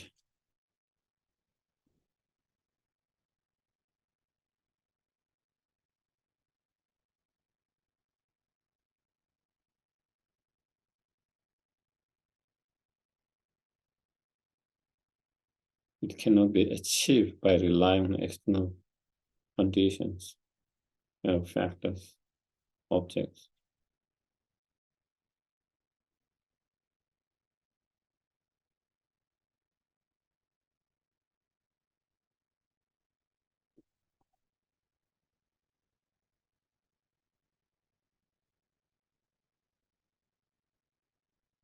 Therefore, as long as we have this never content and dissatisfied mind of attachment or desire, anger, ignorance,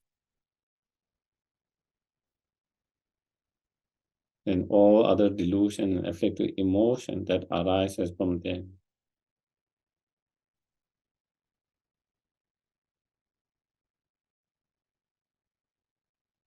We can never find true inner peace, happiness, joy, no matter what the external conditions are.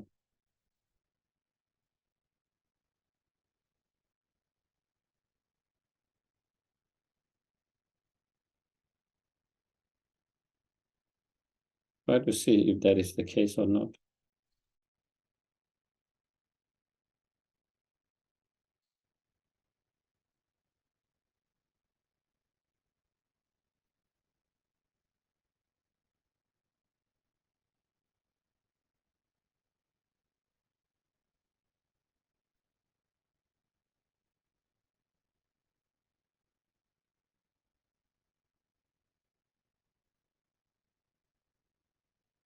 On the other hand, if there is a true sense of inner content, satisfied, mind of contentment, true love, compassion, and the wisdom,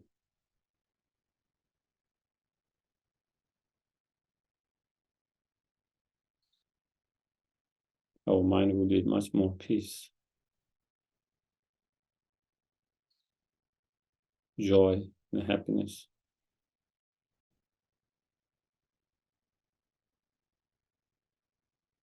Regardless of whatever external conditions.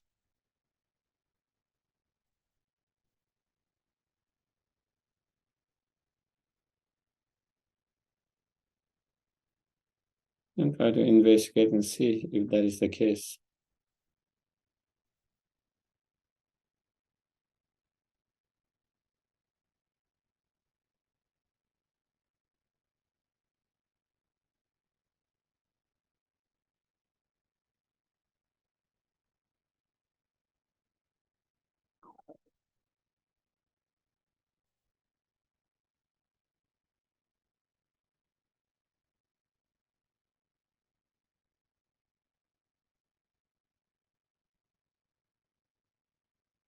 Therefore,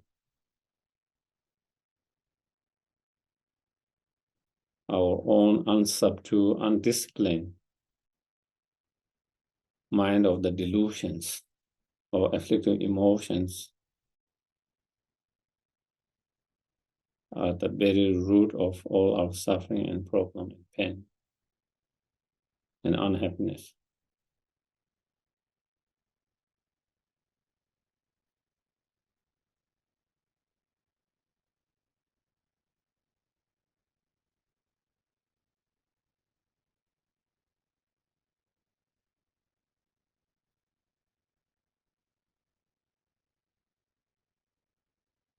Therefore, from now on, I will try all my best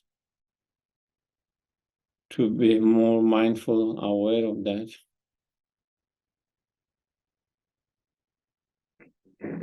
and not to surrender myself to those delusions.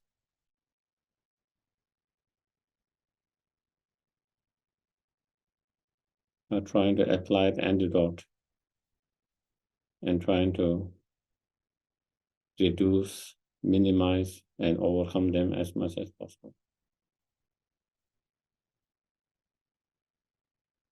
In whatever way I can.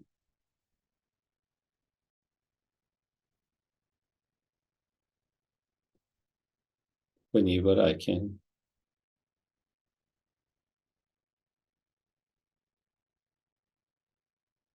Wherever I can.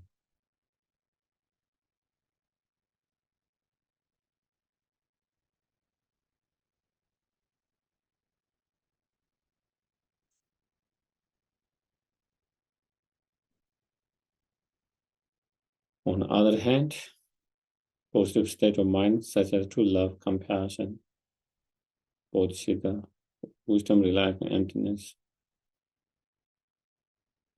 patience, and so forth, at the root of our inner peace, happiness, joy.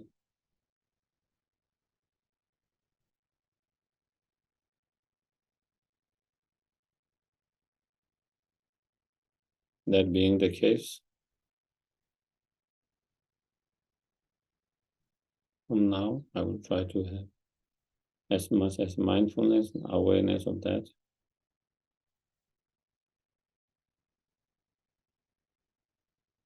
And trying to cultivate and improve and increase as much as possible.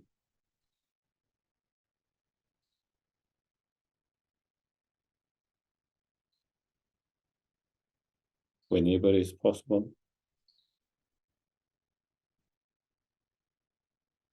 Wherever is possible. However is possible.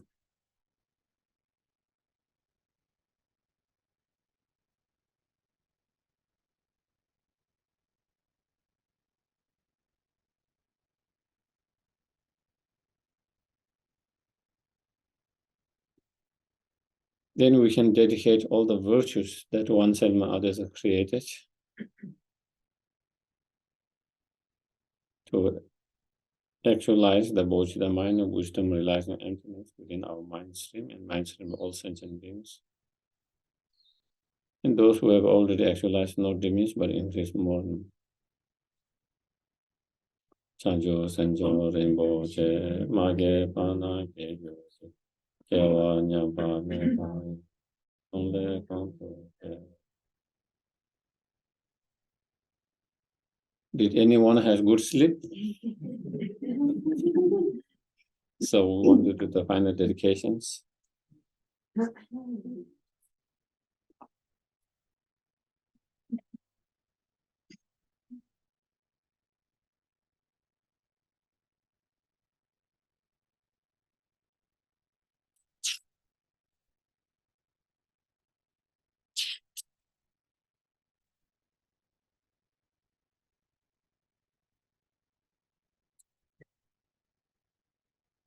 Page number 35.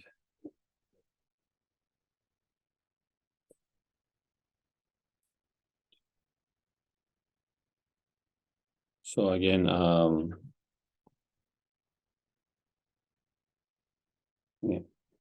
Gerwadi nyoto ta lama sangye do ne do wa se ma le ba e sa la